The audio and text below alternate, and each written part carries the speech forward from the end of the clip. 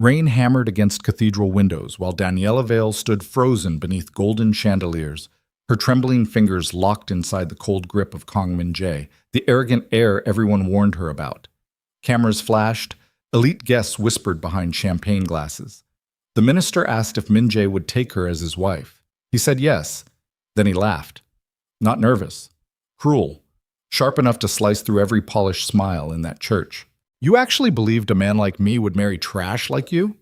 he announced, while guests lifted phones to record. "This wedding was a $50,000 bet, and I just won." Laughter exploded around her. Videos spread instantly. Millions watched her heartbreak go viral in real time. But somewhere above Seoul's glittering skyline, inside a dark penthouse office, one man watched the live stream with terrifying silence. Tae-Won, the most feared Korean mafia boss in the country, and the only man who had ever truly loved her. If you want to see how far revenge can go when a mafia boss decides to destroy the man who humiliated the woman he loves, stay with me until the very end. Hit that like button and drop a comment telling me what city you're watching from. I want to see how far this story travels. 3 months before the wedding that would destroy her life, Daniela Vale walked into Tae-Won's office carrying a leather portfolio and 27 hours without sleep behind her tired eyes. The Seoul skyline burned orange through floor-to-ceiling windows, while the most dangerous man in Korea sat behind a glass desk reviewing documents that could end political careers with a single signature. "The shipment clears customs at midnight," Daniela said without greeting, setting the portfolio down. "I handled the inspector personally. He won't ask questions." Tae-Won didn't look up. "The casino meeting?" "Rescheduled. The Bangkok supplier got nervous after last week's raid." "Make him less nervous." "Already done. I sent his daughter's university tuition payment anonymously. He'll see reason." Now Tae-Won looked up. His expression never changed. Sharp jaw, cold eyes, expensive suit tailored to hide the violence underneath.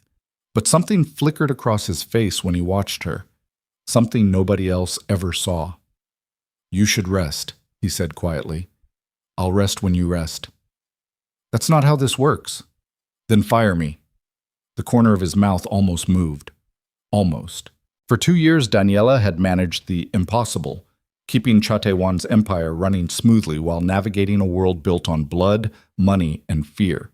She organized schedules around illegal operations, negotiated with criminals who would kill her without hesitation, and handled crises that would destroy most people overnight. She never flinched, never complained, never asked him for anything. That's why Tae-Won trusted her more than anyone alive. And that's why he never touched her. Professional boundaries weren't just lines in the sand for him, they were survival. The moment he crossed them, everything would collapse. His control, his discipline, the carefully constructed distance that kept her safe from the violence surrounding him constantly. So instead, he watched her leave every night, watched her walk out of his protected world into a city that didn't deserve her, and hated himself for letting her go. Daniela lived alone in a modest apartment 40 minutes from Gangnam, far from the luxury penthouses and exclusive neighborhoods where Tae-Won's world operated. She preferred it that way. Anonymity meant safety. Distance meant clarity. But loneliness followed her everywhere. Most nights she ate microwaved meals while reviewing files Tae-Won would need the next morning. Weekends disappeared into errands, gym sessions that burned off stress she couldn't name, and long walks through parks where couples held hands without fear. She told herself she was content, told herself ambition mattered more than connection, told herself the ache in her chest was just exhaustion. Then Kang Min-Jae walked into her life at a charity gala where Seoul's elite gathered to pretend they cared about causes while networking over champagne that cost more than most people's rent. Daniela attended as Tae-Won's representative, invisible, professional, forgettable. Min-Jae noticed her immediately. "You're too beautiful to be standing alone," he said, appearing beside her with a smile designed to disarm. Daniela glanced at him briefly. Young, handsome, expensive watch, designer suit, confidence that came from never being told no. "I'm working," she replied coolly. "That's tragic. That's life." "Not tonight." He introduced himself like his name should mean something. heir to one of Korea's largest conglomerate families, business empires across 3 continents, wealth that turned rooms silent when he entered. Daniela wasn't impressed. She'd spent 2 years around real power, the kind that didn't need announcement or approval, the kind that moved quietly and left bodies behind. But Min-Jae was persistent, charming, relentless in a way that felt flattering instead of threatening. By the end of the night, he'd convinced her to give him her number. "Just dinner," he promised. "One meal. If you hate me, I'll disappear forever." Daniela hesitated, then typed her number into his phone before logic could stop her. When she returned to Tae-Won's office the next morning, he was waiting. "The gala went well?" he asked without looking up from contracts. "Fine. Any complications?" "None." "Good." But Tae-Won's jaw tightened slightly. He'd seen Min-Jae approach her across the room, watched the conversation stretch longer than it should, noticed the way she smiled, something she rarely did around anyone. Instinct screamed warnings he couldn't articulate. But Daniela was an adult, free to make her own choices. So he said nothing. The first date happened 3 days later at an expensive restaurant overlooking the Han River, where Min-Jae ordered wine that cost more than Daniela's monthly rent and talked about travel, ambition, and dreams with practiced ease. "You're different from other women I've met," he said halfway through dessert. "How?" "You don't care about impressing me." "Should I?" "Most people do." "I'm not most people." He leaned forward. "That's why I'm interested." Daniela felt something shift inside her chest, a dangerous warmth she hadn't allowed herself to feel in years. The second date led to a third, then late-night phone calls, then texts that arrived during meetings, making her smile at her phone while Tae-Won pretended not to notice. Within weeks, Min-Jae became a constant presence in her life. Flowers appeared at her apartment, gifts arrived at her office. Invitations to exclusive events where Korea's wealthiest families gathered pulled her deeper into a world she'd only observed from the outside. Min-Jae introduced her to his friends, rich, reckless trust fund heirs who treated life like an endless party funded by family fortunes they'd never have to work for. They smiled at Daniela, but their eyes measured her like an outsider trying to climb above her station. "So you're Min-Jae's latest project?" one woman asked at a private club, voice dripping with polite venom. "I'm his girlfriend," Daniela replied evenly. "How refreshing. He usually goes for models." "Guess his taste improved?" The woman's smile sharpened. "We'll see how long that lasts." Daniela ignored the warning signs, ignored the whispered conversations that stopped when she entered rooms, ignored the way Min-Jae's friends laughed at jokes she didn't understand. Because when they were alone, Min-Jae made her feel seen in ways she'd forgotten existed. He listened when she talked about her work, carefully editing out the illegal parts, and asked questions that suggested genuine interest. He kissed her like she mattered, held her like she wasn't alone anymore. For the first time in years, Daniela let herself believe someone actually loved her. But Tae-Won saw everything, the way she smiled at her phone constantly, the way she left early for dates instead of staying late to finish work, the way she stopped looking him in the eye when discussing personal matters, and the way she flinched slightly when he asked about Min-Jae directly. "You're seeing Kang Min-Jae," Tae-Won said one evening after everyone else had left the office. It wasn't a question. "Yes." "For how long?" 2 months. "Does he know what you do?" "He knows I work for you. He doesn't need details." Tae-Won stood slowly, crossing to the window where Seoul's lights spread endlessly below. "I don't trust him." "You don't trust anyone." "I trust you." Daniela's chest tightened. "Min-Jae makes me happy." "Does he?" "Yes." Tae-Won turned, and for one brief moment the mask slipped. Pain flickered across his face, raw and honest and terrifying in its intensity. Then it vanished. "Be careful," he said quietly. "I always am." "Not careful enough." He walked past her toward the private elevator, leaving Daniela alone in the office with questions she didn't want to answer. That night, Tae-Won made a phone call. "I need everything on Kang Min-Jae," he told his head of security. "Family connections, financial history, criminal record, everything." "How deep?" "Deep enough to bury him if necessary." The investigation took 72 hours. What it revealed made Tae-Won's blood run cold. Gambling debts hidden behind family money. Public humiliation games played with previous girlfriends for entertainment.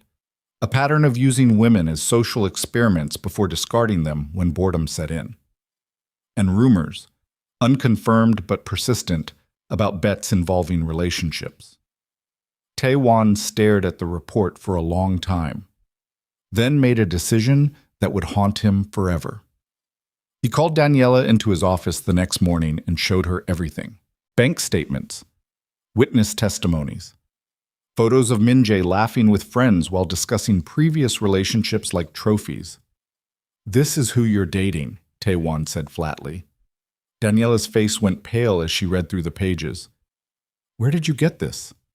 "That doesn't matter. It matters to me." "He's using you, Daniela." "You don't know that. I know men like him. They destroy people for fun." Daniela's hands trembled as she set the papers down. "You had him investigated." "Yes. Because you don't trust my judgment. Because I'm trying to protect you." "By invading my privacy?" "By showing you the truth." Daniela stood abruptly, anger flooding her face. "You had no right." "I had every right. You work for me. Your safety is my responsibility. My personal life isn't your business. It is when it affects your work." "It doesn't." "Then why are you crying?" Daniela froze. She hadn't realized tears were sliding down her face. Tae-Won stepped closer, and for one dangerous moment, the distance between them disappeared entirely. "I'm trying to protect you," he said quietly. "From what?" "From him. From this world. From everything that would hurt you if I wasn't watching." "Why?" The question hung between them like a loaded gun. Tae-Won's expression shifted, something desperate and terrifying breaking through the cold exterior he maintained constantly. "Because you're the only good thing in my life," he whispered, "and I can't watch you destroy yourself for someone who doesn't deserve you." Daniela's breath caught. For 2 years, they'd maintained perfect professional distance, never crossed lines, never acknowledged the tension that filled rooms when they worked late alone. Now the truth sat between them, like broken glass. "I need to go," Daniela said shakily. "Wait, I can't do this right now." She grabbed her bag and ran. Tae-Won didn't follow. Instead, he stood alone in his office, overlooking Seoul's endless lights, and hated himself for saying too much, for breaking the one rule that kept her safe, for loving her when he had no right. Daniela went straight to Min-Jae's penthouse, heart pounding and mind racing with questions she needed answered. He greeted her with a smile that faltered when he saw her expression. "What's wrong?" "Is it true?" she asked without preamble. "Is what true?" "The gambling, the debts, the games you play with women." Min-Jae's face hardened. "Who told you that?" "Answer the question." "Your boss has been digging into my life?" "Answer the question." Min-Jae crossed his arms. "I had some debts, past tense. They're handled." "And the women?" "Ancient history." "Were they real relationships or experiments?" "Why does it matter?" "Because I need to know if you actually care about me or if I'm just another game." Min-Jae grabbed her hands, pulling her close with urgency that felt almost genuine. "Daniela, listen to me. Whatever Tae-Won told you is bullshit designed to control you. He wants you isolated so you stay dependent on him." "That's not true." "Isn't it? Think about it. You work for a mafia boss who monitors your every move. The moment you find happiness outside his world, he tries to destroy it." "He's trying to protect me." "From what?" "From being happy. From having a life that doesn't revolve around his empire." Daniela pulled away, confusion and anger warring inside her chest. "I need time to think." "Or you need to choose," Min-Jae said coldly. "Him or me. Work or life. Control or freedom." "That's not fair." "Life isn't fair, but I'm offering you something real. The question is whether you're brave enough to take it." He kissed her hard, desperate and possessive, and exactly what she needed to silence the doubt screaming inside her head. When she finally left his penthouse hours later, Daniela had made her decision. She would trust Min-Jae, trust that love required risk, trust that happiness was worth fighting for, even if it meant ignoring every warning Tae-Won had given her. The next morning, she walked into Tae-Won's office and handed him a formal letter. "What is this?" he asked without looking up. "My resignation." Now he looked up. "You're quitting?" "Yes. Because of what I said. Because I need space to figure out my life without someone watching my every move." Tae-Won stood slowly, and Daniela saw something break behind his eyes. "If you walk away from this job, you walk away from my protection. You understand that?" "I understand." "Min-Jae won't protect you the way I can. Maybe I don't need protection. Maybe I need to live. Living will get you killed in this city, then I'll die free instead of safe." Tae-Won stared at her for a long moment, then nodded once. "You have 2 weeks. I'll be gone by Friday." She turned to leave. "Daniela?" She stopped but didn't turn around. "If you ever need anything at all, you call me." "I won't need to." "Promise me anyway." Daniela's hands clenched into fists. "I promise." Then she walked out of his office for what she believed would be the last time. Tae-Won stood alone watching Seoul's skyline and made a silent vow. He would let her go, give her the freedom she wanted. But he would never stop watching, never stop protecting her from the shadows. Because loving someone didn't mean owning them. It meant keeping them safe even when they didn't want you anymore. The weeks that followed felt like freedom. Daniela found a new job at a legitimate marketing firm where nobody carried guns or discussed murder over breakfast meetings. She spent evenings with Min-Jae attending parties, galas, and exclusive events where Korea's wealthiest families gathered. His friends still whispered, still measured her with calculating eyes. But Min-Jae defended her publicly, which felt like proof of his commitment. "Ignore them," he said after one particularly brutal dinner where his friends made thinly veiled comments about her background. "They're just jealous." "Of what?" "That I found someone real in a city full of fakes." He proposed 3 weeks later. Not romantically, not privately. At a crowded restaurant filled with his friends, cameras already positioned, social media accounts ready to broadcast. He dropped to one knee while everyone screamed and recorded. "Daniela Vale, will you marry me?" Every instinct screamed warnings. The timing felt staged. The location felt performative. The ring felt like a prop in someone else's script. But Min-Jae's eyes held hers with an intensity that silenced doubt. "Yes," she whispered. The room exploded with applause. Videos went viral immediately. And somewhere across the city, Tae-Won watched the announcement on his phone and felt his world shatter. The wedding planning consumed the next 2 months. Min-Jae's family took control immediately, choosing venues, selecting guest lists, managing every detail with military precision. Daniela became a passenger in her own wedding. "The dress needs to be Vera Wang," Min-Jae's mother declared during one planning meeting. "I was hoping for something simpler," Daniela ventured. "Simple doesn't photograph well." "This is our wedding, not a photo shoot." The older woman smiled coldly. "Everything is a photo shoot, dear. You'll learn." Min-Jae's friends threw an engagement party that felt more like an interrogation. "So how did you two meet?" one woman asked sweetly. "At a charity gala?" "How fortunate. Min-Jae usually meets women at clubs." "Guess I'm special." "We'll see." The comments cut deeper each time. Every gathering felt like a test Daniela was designed to fail. But Min-Jae always defended her afterward, which made the cruelty bearable. "They're just protective," he explained. "Once we're married, they'll accept you." Daniela wanted to believe him, needed to believe him, because walking away now would mean admitting Tae-Won had been right, and that admission felt impossible. Then one night, 2 weeks before the wedding, Daniela went to Min-Jae's penthouse unannounced. She arrived early, carrying takeout and hoping to surprise him. The door was unlocked. Voices echoed from the living room, male laughter. Daniela walked quietly down the hallway, planning to interrupt whatever meeting was happening. Then she heard her name. "So the wedding's actually happening?" someone asked. "Of course," Min-Jae replied. "I'm not backing out now." "Even for 50 grand?" "Especially for 50 grand, that's the whole point." Daniela froze outside the doorway. "I still can't believe you convinced her," another voice laughed. The untouchable assistant actually fell for it. "Please." She was desperate for attention. "I just gave her what she wanted." "What happens after the wedding?" "I win the bet, collect my money. then figure out the divorce. Think she'll cry? Probably. Women like her always do. Laughter exploded around the room. Daniela's vision blurred. Her hands went numb.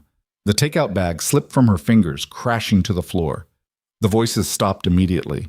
Min-Jae appeared into the hallway, face shifting from shock to calculated concern in seconds. Daniela? She ran. Didn't wait for explanations. Didn't listen to him calling her name. Just ran out of the building into Seoul's cold night, while her entire world collapsed around her. She drove blindly for hours, tears blurring the city lights into abstract smears of color. Every cruel comment suddenly made sense. Every warning Tae-Won had given her rang true. Every instinct she'd ignored screamed vindication. By the time she finally stopped, she was parked outside Tae-Won's building. Hands shaking, heart shattered, pride destroyed. She pulled out her phone and stared at his contact for a long time, then deleted the message she'd started typing. Because admitting she'd been wrong meant admitting he'd been right. And that admission would destroy whatever dignity she had left. Instead, Daniela drove home, climbed into bed, and made a decision. She would go through with the wedding, smile through the ceremony, let Min-Jae think he'd won, then disappear before he could humiliate her publicly. It wasn't revenge, it was survival. But fate had other plans. Because Min-Jae wasn't planning a quiet wedding, he was planning a spectacle. And Daniela was about to become the most famous humiliated woman in Korea. The morning of the wedding arrived with rain hammering against Daniela's apartment windows. She dressed mechanically in the designer gown Min-Jae's family had chosen, applied makeup with hands that wouldn't stop shaking, stared at her reflection and barely recognized the woman looking back. Her phone buzzed constantly. Messages from Min-Jae, calls from his family, notifications about the live stream that would broadcast their ceremony to thousands of viewers. Daniela ignored them all. Instead, she opened her messages and scrolled to Tae-Won's contact. Her thumb hovered over his name for a long moment. Then she typed one word. Help. But before she could send it, her phone died. The car arrived to take her to the cathedral, and Daniela walked toward her own execution wearing white. The ceremony began exactly as planned. Cameras everywhere, elite guests filling ornate pews, chandeliers glowing overhead like a beautiful lie. Daniela stood at the altar beside Min-Jae while the minister performed the traditional ceremony. Do you take Daniela Vale to be your lawfully wedded wife? I do, Min-Jae said smoothly. Then he laughed. Not nervous. Cruel. Sharp enough to cut through every polished smile in that cathedral. And Daniela knew, seconds before he said the words, that her worst nightmare was about to come true. You actually thought a man like me would marry someone like you? The cathedral fell silent. This wedding was a bet, Min-Jae announced proudly, while guests lifted phones to record. $50,000 says I could drag the untouchable girl down the aisle. Daniela's vision tunneled. And I just won! Laughter exploded around her. Cameras flashed. Videos started streaming instantly. The minister stood frozen in shock. Min-Jae's friends screamed congratulations like he'd accomplished something heroic, and Daniela stood completely still while her entire life shattered around her. Then she did the only thing she could. She walked, head high, back straight, through the laughing crowd, out of the cathedral, into the rain. Nobody followed her. Nobody stopped her. They were too busy recording. Daniela climbed into the waiting car and told the driver one address. Not her apartment. Not a friend's house. Tae-Won's building, because she'd made a promise months ago. If you ever need anything. And now she needed everything. The car pulled up to the private entrance just as her phone, charged from the car's USB port, finally came back to life. 53 missed calls, hundreds of messages, and one notification that made her blood run cold. The wedding humiliation had already gone viral. 3 million views, rising by the second. Her pain had become entertainment. Daniela sat in the car watching the numbers climb while rain hammered against the windows. Then she opened the door and walked into Tae-Won's building, soaking wet, still wearing her wedding dress and carrying nothing except the shattered remains of her dignity. The security guard recognized her immediately. Ms. Vale, is he here? Yes, but tell him I'm coming up. She didn't wait for permission, took the private elevator straight to the penthouse. The doors opened directly into Tae-Won's office, where he stood at the window overlooking Seoul's rain-soaked skyline. He turned slowly, and the moment he saw her, soaking wet, trembling, destroyed, something savage broke across his face.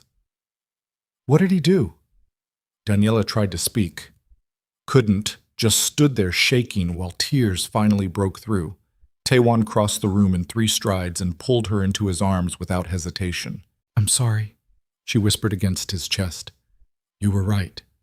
You were right about everything. That doesn't matter now. He humiliated me in front of everyone. It was all a bet. The entire relationship, the engagement, everything. Tae-Won's grip tightened. Where is he? Still at the cathedral, celebrating. Good. He pulled back slightly, tilting her face up to meet his eyes. I'm going to destroy him, Tae-Won said quietly. Completely. Do you understand? Daniela nodded. But first, I'm going to make sure you're safe. He guided her toward the private elevator leading to his penthouse apartment above the office, a space nobody except him ever entered. As the doors closed, Daniela caught sight of Tae-Won's phone on his desk. The wedding live stream was still playing, and in the corner of the screen she could see Min-Jae laughing with his friends while millions of strangers joined the mockery. The elevator rose silently, and somewhere far below, Seoul's most feared mafia boss had just declared war. The penthouse apartment existed in permanent twilight, floor-to-ceiling windows overlooking Seoul's rain-battered skyline, minimalist furniture arranged with military precision, and silence so complete Daniela could hear her own heartbeat echoing against marble floors. Tae-Won guided her through the space without speaking, one hand pressed against the small of her back like he was afraid she'd collapse if he let go. She probably would. Her legs felt disconnected from her body. Her wedding dress, thousands of dollars of silk and lace, clung to her skin like a sodden corpse. Water dripped from her hair onto expensive floors, leaving a trail that marked her shame in physical terms. Wait here, Tae-Won said, disappearing into another room. Daniela stood alone in his living room staring at nothing. Her phone buzzed constantly in her wet clutch, messages flooding in, notifications exploding, strangers commenting on her humiliation in real time. She pulled out the phone with shaking hands and made the mistake of looking. OMG, she actually thought he loved her. This is what happens when you marry above your station. Gold digger got what she deserved. I'm dying. This is the funniest thing I've seen all year. 5 million views now. Climbing faster. Her pain monetized into entertainment. Daniela's grip tightened until the phone screen cracked slightly under her thumb. Put it down. Tae-Won had returned carrying thick towels and clothes that looked like they'd never been worn, tags still attached, fabric crisp with newness. I can't stop looking, Daniela whispered. Yes, you can. He crossed the room and gently pried the phone from her fingers, setting it face down on the glass coffee table. Then he draped a towel over her shoulders. You're freezing. I don't feel anything. You will, later. Right now you're in shock. He guided her toward the bathroom, all black marble and chrome fixtures, and turned on the shower until steam filled the space. There are clothes on the counter, he said, without looking at her directly. Take your time. Then he left, closing the door behind him with careful precision. Daniela stood alone in the rising steam and finally let herself break.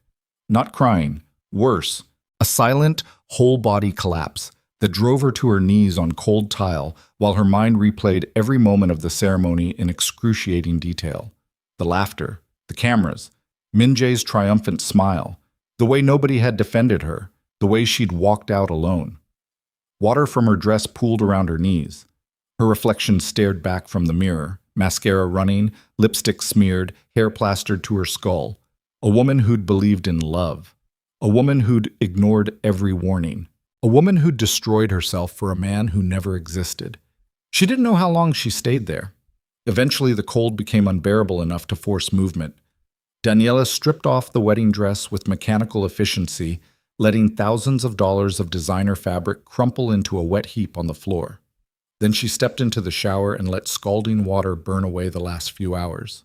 When she finally emerged, dressed in Tae-Won's clothes that hung loose on her smaller frame, the sun had started breaking through storm clouds outside.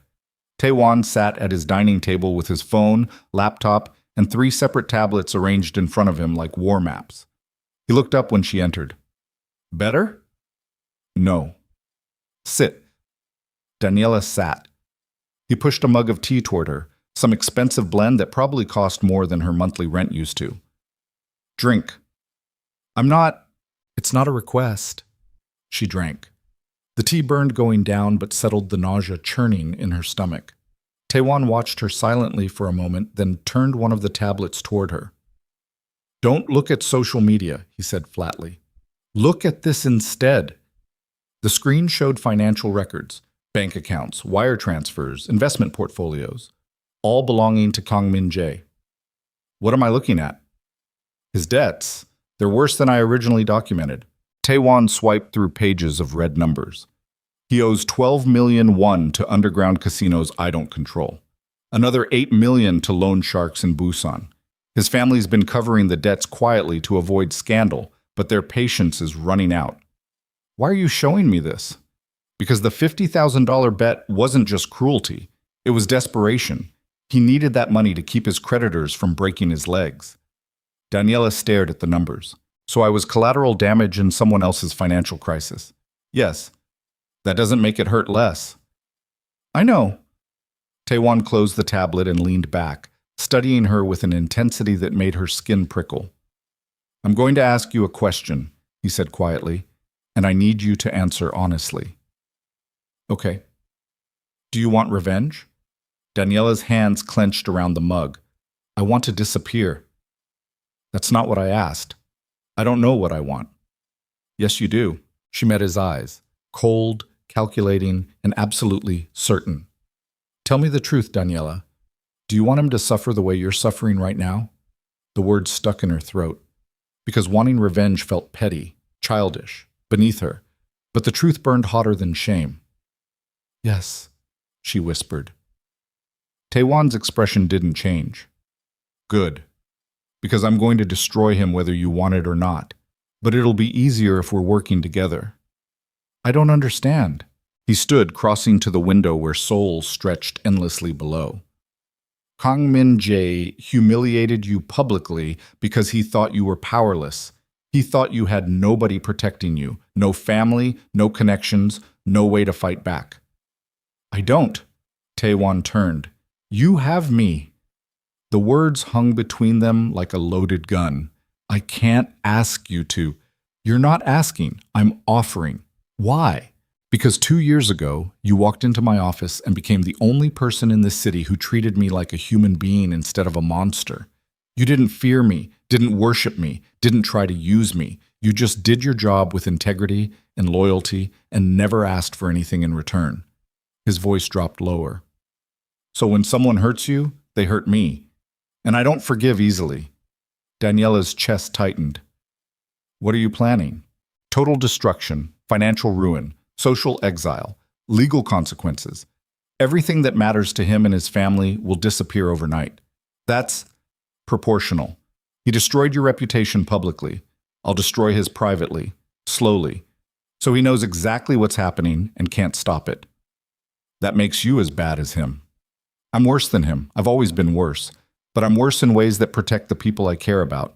He crossed back to the table and sat down directly across from her. You don't have to participate. You don't even have to watch. Just stay here where you're safe while I handle everything.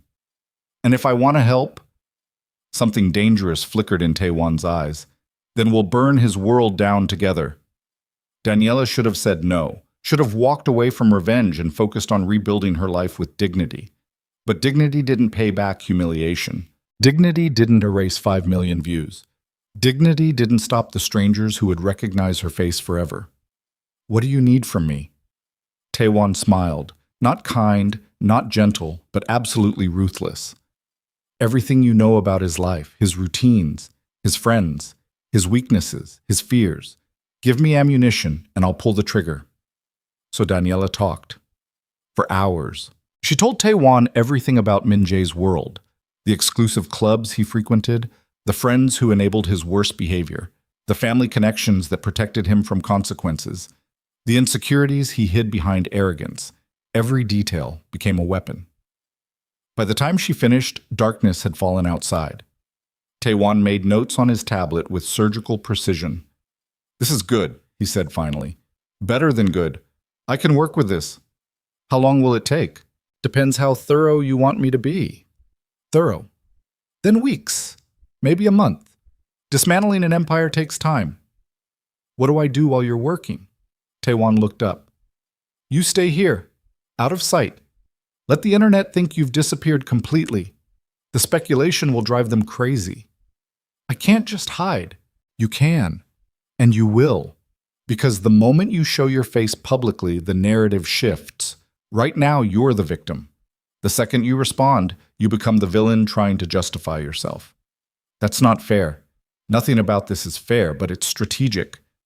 Daniela hated how much sense he made. I'll need clothes, toiletries, my things. Give me your apartment keys. I'll send someone to pack everything. I can do it myself. No, you can't. There are probably reporters camped outside your building waiting for exactly that. The thought made her stomach turn. So I'm a prisoner. You're protected. There's a difference. Doesn't feel different. Tae-Won's expression softened slightly. I know this isn't what you wanted, but it's what you need right now. Trust me. Trust. The word that had destroyed her. But when Daniela looked at Tae-Won, really looked at him, she saw something Min-Jae had never possessed. Honesty. Brutal, uncomfortable, uncompromising honesty. Okay, she whispered. I'll stay. Good. He stood, gathering his devices. I have work to do. The guest room is through that door. Everything you need is already there. If you need anything else, text me. Where will you be? Making phone calls that will ruin lives. Then he disappeared into his office, leaving Daniela alone in the too quiet penthouse. She wandered through the space like a ghost. The guest room was pristine. King-size bed with hotel-quality linens, attached bathroom stocked with luxury products, and a walk-in closet that smelled faintly of cedar. Impersonal. Perfect. Empty. Daniela climbed into bed wearing Tae-Won's oversized clothes and stared at the ceiling. Her phone sat on the nightstand, silenced but still glowing with notifications. She grabbed it and opened social media one more time. 8 million views now. Trending #1 across multiple platforms. Her wedding humiliation had become the most watched video in Korea. Reaction videos flooded YouTube. Strangers analyzing her body language, debating whether she'd known about the bet, making jokes about her tears. One particularly cruel video had 15 million views. Some influencer had edited the footage with sad music and comedy sound effects while providing sarcastic commentary. And here we see the exact moment her soul leaves her body. R.I.P. girl's dignity. Gone, but not forgotten. The comments were worse. Thousands of strangers deciding she deserved it. She'd been too ambitious, too greedy, too stupid. Should have known better, should have stayed in her lane, should have seen it coming. Daniela read every comment until the words blurred together into one overwhelming message. She was worthless. The phone slipped from her hands onto the mattress. Outside, Seoul glittered endlessly. Millions of people living their lives without knowing or caring that hers had ended in a cathedral while they watched and laughed. Sleep didn't come. Just hours of staring at darkness while her mind replayed the ceremony on endless loop. Eventually, exhaustion dragged her under. She woke to sunlight streaming through unfamiliar windows and the smell of coffee drifting through the penthouse. For one blissful moment, she forgot where she was. Then memory crashed back. The wedding, the humiliation, the viral video, everything. Daniela dragged herself out of bed and found Tae-Won in the kitchen wearing expensive loungewear and looking like he hadn't slept at all. Coffee, he offered. Please. He poured a mug and slid it across the marble counter. How did you sleep? I didn't. Neither did I. They stood in silence for a moment, two people bound together by violence, betrayal, and something neither was ready to name. I started making calls last night, Tae-Won said finally.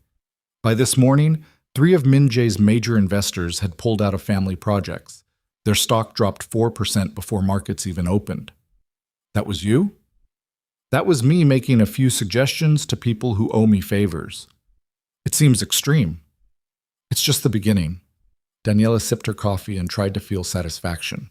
Instead, she just felt hollow. When does it stop feeling like this? Like what? Empty. Like nothing matters anymore. Tae-Won set down his mug carefully. I don't know. I felt that way for 10 years.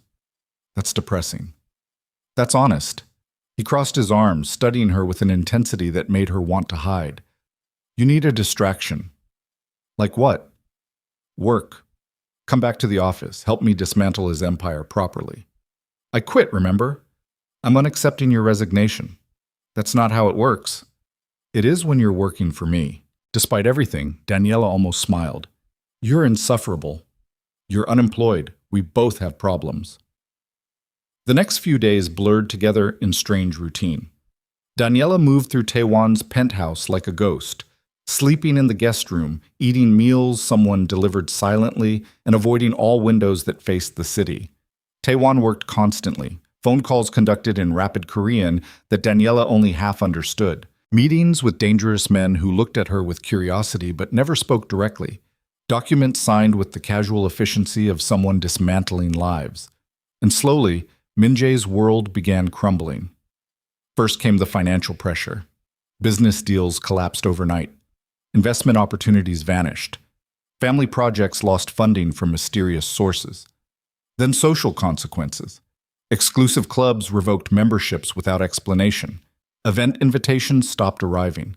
Friends started avoiding calls. Tae-Won orchestrated everything from his office with surgical precision. His father called me today, he mentioned casually over dinner one evening. Daniela looked up from food she'd been pushing around her plate. What did he want? To know why his family is suddenly hemorrhaging money and connections. What did you tell him? That his son made a mistake. Did he understand? He will. Daniela set down her fork. Does it feel good, watching them suffer? Tae-Won considered the question seriously. No, it feels necessary. That's not the same thing. Nothing about revenge feels good. It just feels less bad than doing nothing. He stood, carrying his plate to the sink. You should know, the video reached 20 million views today.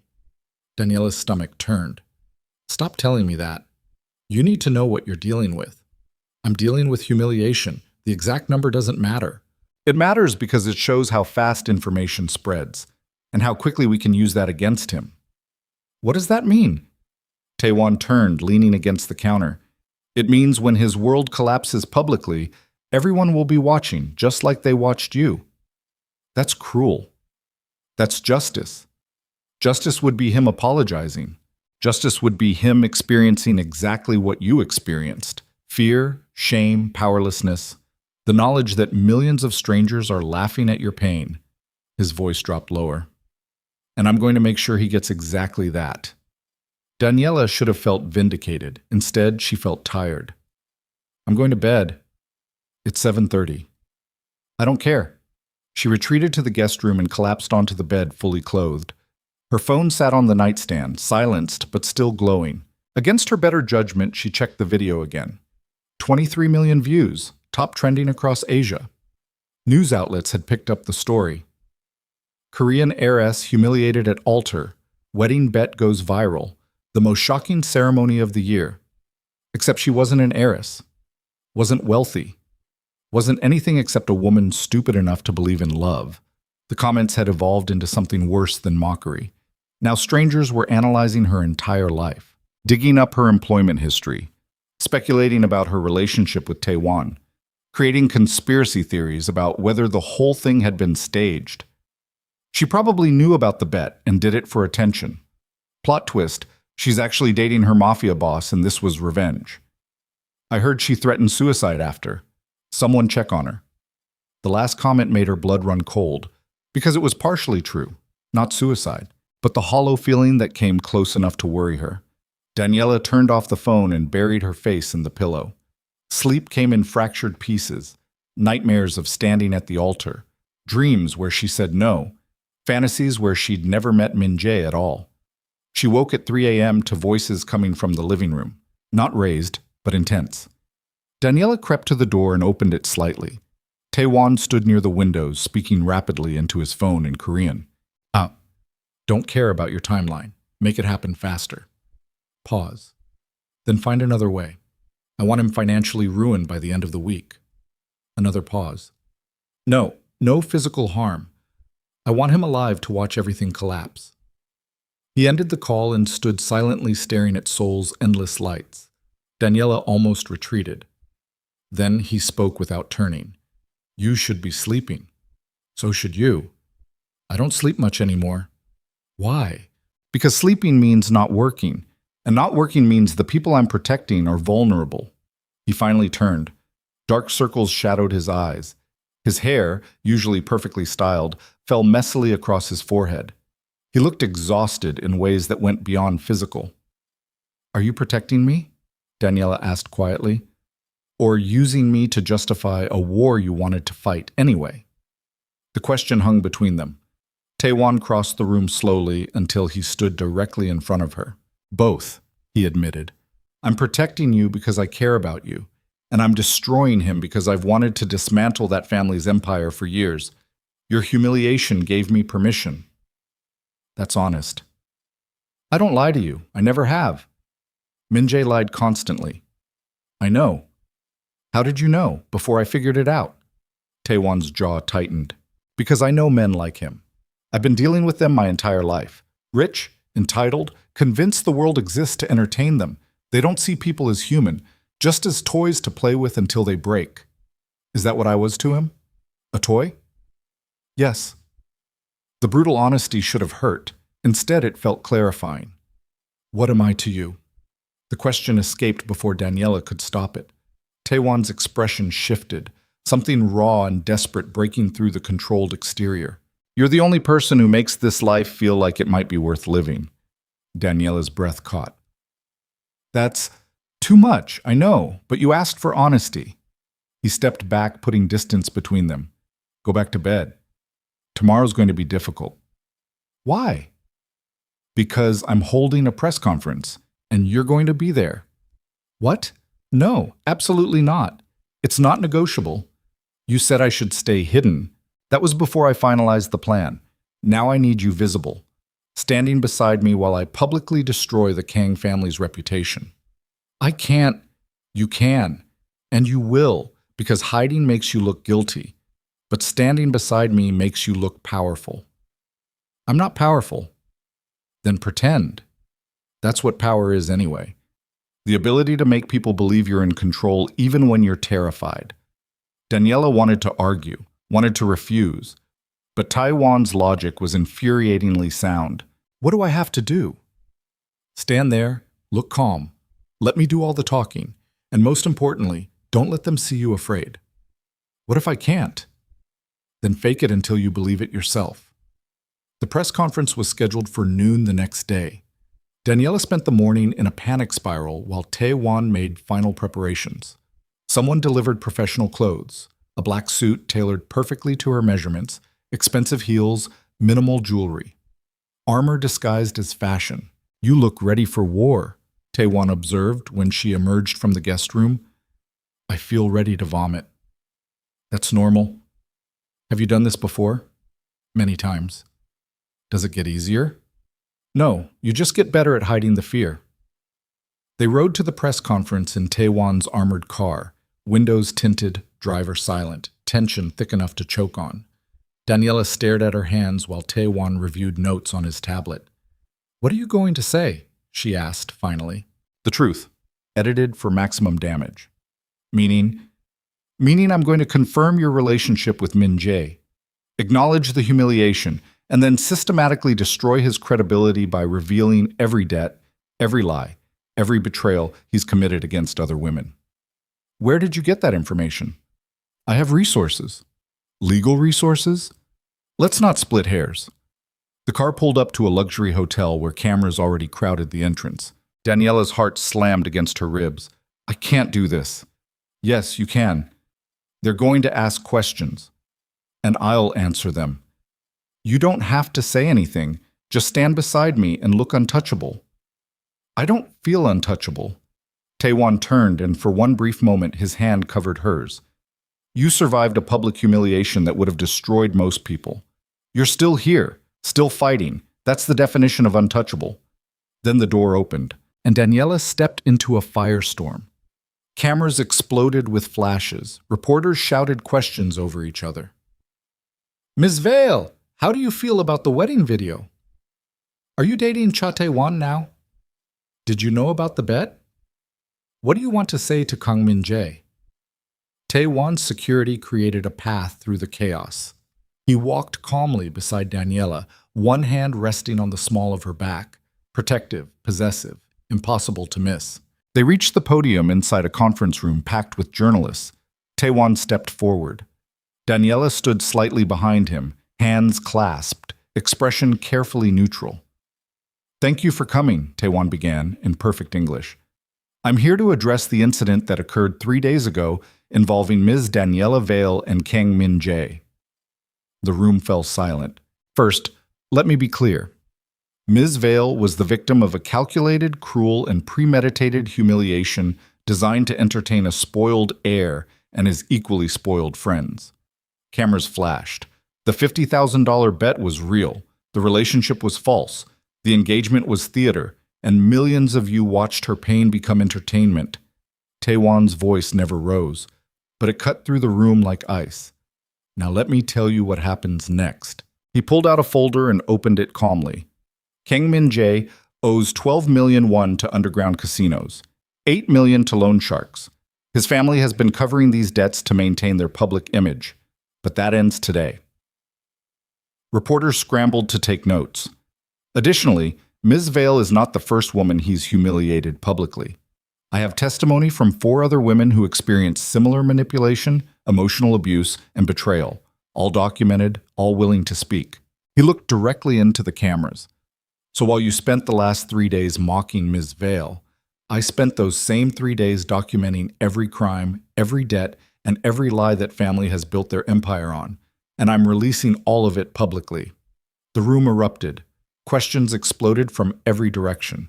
Tae-Won ignored them all. Instead, he turned slightly and extended his hand toward Daniela. She stared at it for one frozen moment, then took it. His grip was steady, warm, absolutely certain. "Ms. Vale will not be answering questions today," Tae-Won continued, "but she will be filing civil lawsuits against Kang Min-Jae for emotional distress, defamation, and fraud. Additionally, criminal investigations are being opened into his gambling activities and financial crimes." He paused. "This woman survived public humiliation with more grace than any of you showed her. She will rebuild her life, and she will do it knowing that justice, however delayed, is finally being served." Then he guided Daniela off the stage while reporters screamed questions they would never answer. They made it to the car. Doors closed. Engine started. And Daniela finally released the breath she'd been holding. "You did it," Tae-Won said quietly. "I didn't do anything. You did everything. You stood there. That was enough." The car merged into traffic. Daniela's phone, which she'd left silenced in her bag, buzzed constantly. She pulled it out. Thousands of notifications. But this time, they were different. Finally, someone standing up for her. Tae-Won just destroyed that family on live television. "I never thought I'd root for a mafia boss, but here we are. Min-Jae is done. Completely done." The narrative was shifting, slowly, but shifting. Daniela showed Tae-Won the screen. He glanced at it briefly. "Good. That's phase 1 complete. What's phase 2? Watching everything collapse." They returned to the penthouse. Daniela changed out of the armor suit and back into comfortable clothes. Tae-Won disappeared into his office, and Seoul's elite world began imploding. By evening, news outlets were running full investigations. Min-Jae's gambling debts confirmed, family corruption exposed, previous victims coming forward. The same people who'd mocked Daniela were now tearing Min-Jae apart with equal enthusiasm. She should have felt vindicated. Instead, she felt exhausted. "It's not enough," she said when Tae-Won emerged from his office hours later. "What do you mean?" "He's being exposed, but he's not suffering. Not the way I suffered." "He will." "When?" "When he loses everything that matters to him. Money, status, freedom. Give it time." "I don't have time. Every day I'm hiding here is another day I'm not rebuilding my life." Tae-Won crossed his arms. "What do you want?" "I want to face him, directly. I want him to see that I survived, that he didn't break me. That's dangerous. I don't care." "I do." "Why? Because you're protecting me?" or because you're controlling me?" The words hung between them like an accusation. Tae-Won's expression hardened. "You think I'm controlling you? I think you're making decisions about my life without asking what I actually want. I'm keeping you alive. I don't want to just be alive, I want to be free." "Free to do what?" "Confront the man who humiliated you? Walk straight into a situation where his family might retaliate violently?" "Yes." "That's stupid. That's my choice." They stared at each other across the living room, two people bound by trauma, revenge, and something neither was ready to acknowledge. Finally, Tae-Won spoke. "If I arrange a meeting, you follow my rules. My security, my timeline. Agreed?" "Agreed." "And if anything goes wrong, you trust me to handle it." "I trust you." The words came easier than she expected, because despite everything, Tae-Won had never lied to her, never manipulated her, never pretended to be something he wasn't. He was brutal, dangerous, and absolutely ruthless. But he was honest. And after Min-Jae, honesty felt like love. "I'll make the arrangements," Tae-Won said finally. Then he disappeared back into his office, leaving Daniela alone with the knowledge that she just demanded the one thing that might destroy her completely: a face-to-face confrontation with the man who'd turned her pain into entertainment. And somewhere across the city, Kang Min-Jae was about to learn that the woman he'd humiliated wasn't hiding anymore. She was coming for him. And she was bringing Seoul's most dangerous mafia boss with her. The meeting was arranged for midnight at a shuttered restaurant in Gangnam that Tae-Won's people had secured hours earlier. Windows covered, exits monitored, every corner swept for weapons or recording devices. Daniela sat in the back of the armored car watching Seoul's neon lights blur past, while her heart hammered against her ribs hard enough to bruise. Tae-Won sat beside her reviewing something on his tablet, expression carved from ice. "You don't have to do this," he said without looking up. "Yes, I do." "He might not show." "He'll show. His ego won't let him stay away. His family might come with him. Then you'll handle them." Tae-Won finally looked at her. "You're not afraid?" "It wasn't a question." "I'm terrified," Daniela admitted. "But I'm more terrified of spending the rest of my life wondering what would have happened if I'd faced him. That's the same thing that got you into this mess.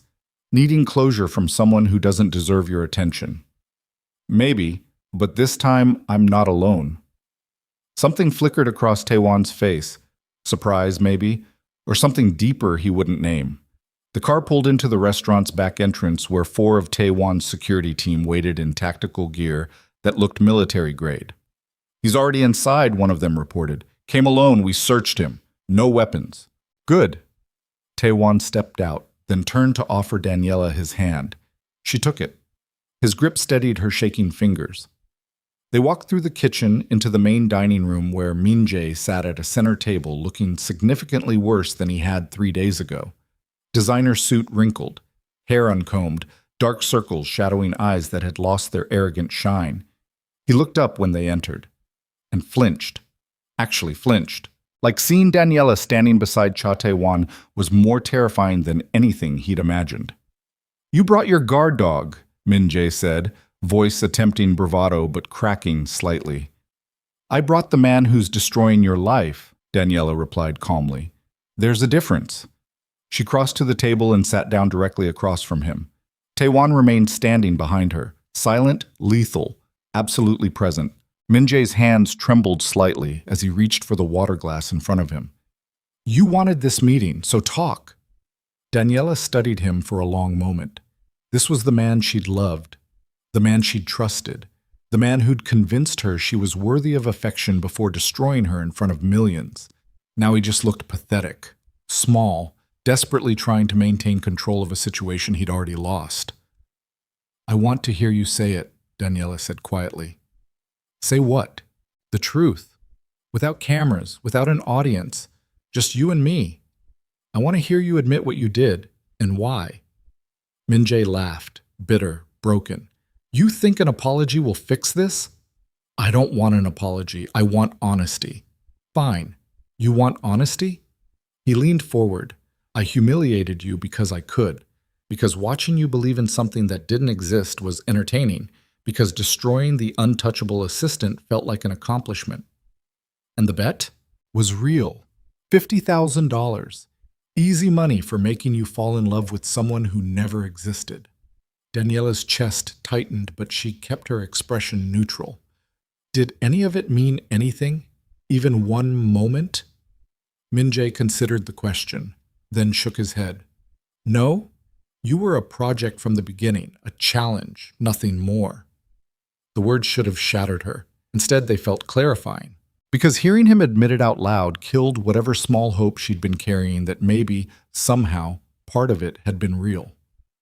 Thank you, Daniela said. Min-Jae blinked.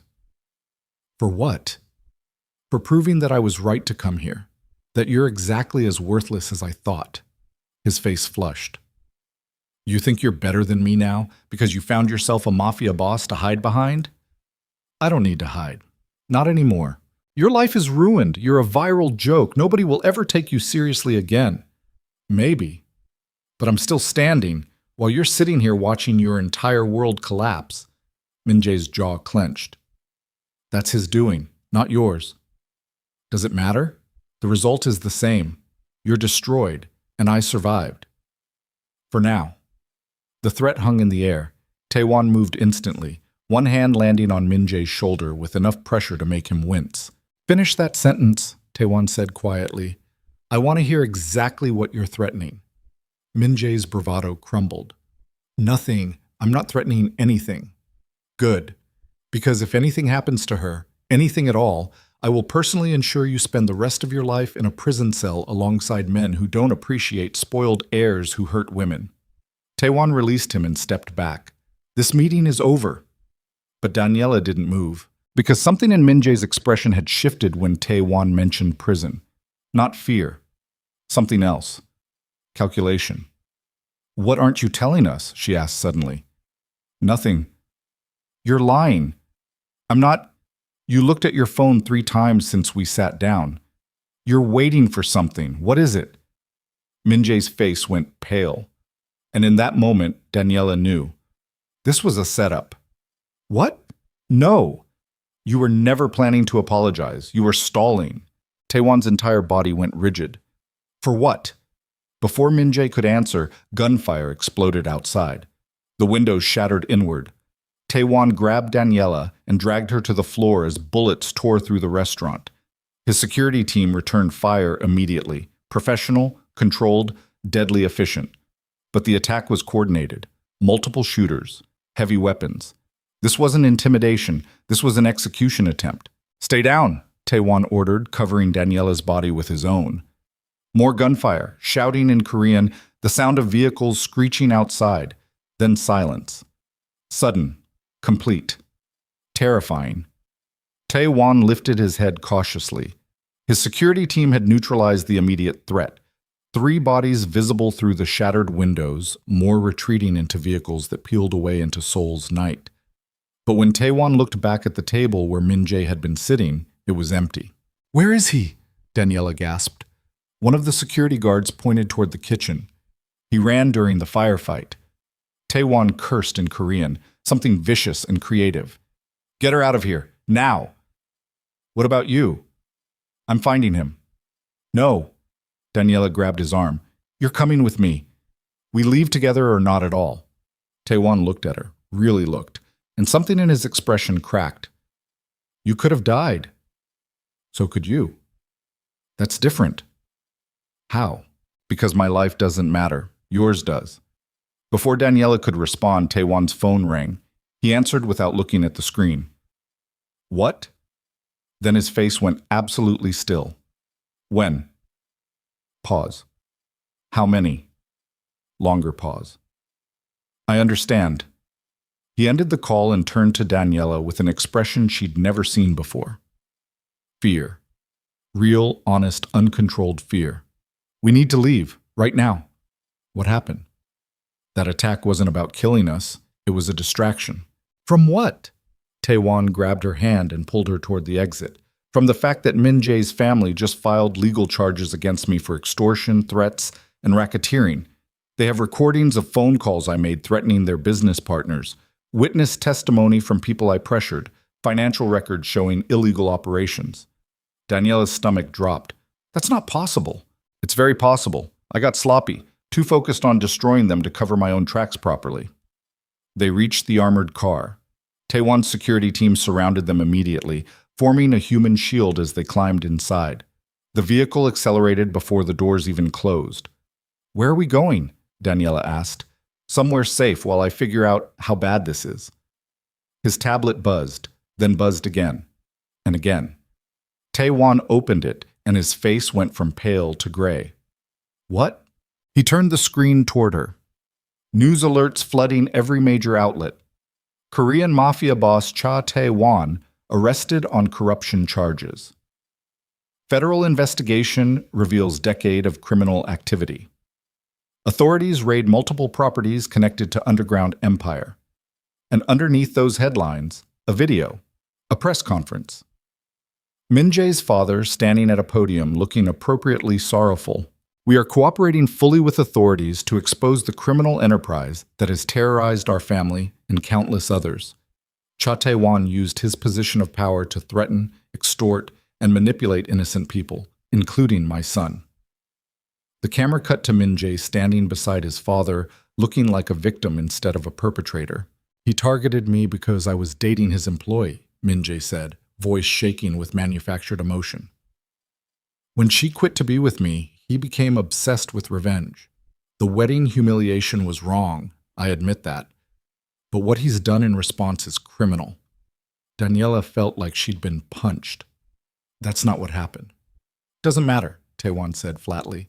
"They're rewriting the narrative, making me the villain and him the victim." "But we have evidence." "Evidence they've already discredited. They've been planning this for weeks, probably since the moment I started dismantling their empire." The car took a sharp turn. Tae-Won's head of security turned from the front seat. "We have a problem. Police have roadblocks on all major routes. They're looking for you specifically. Can we reach the safe house?" "Not without being spotted." Tae-Won closed his eyes briefly.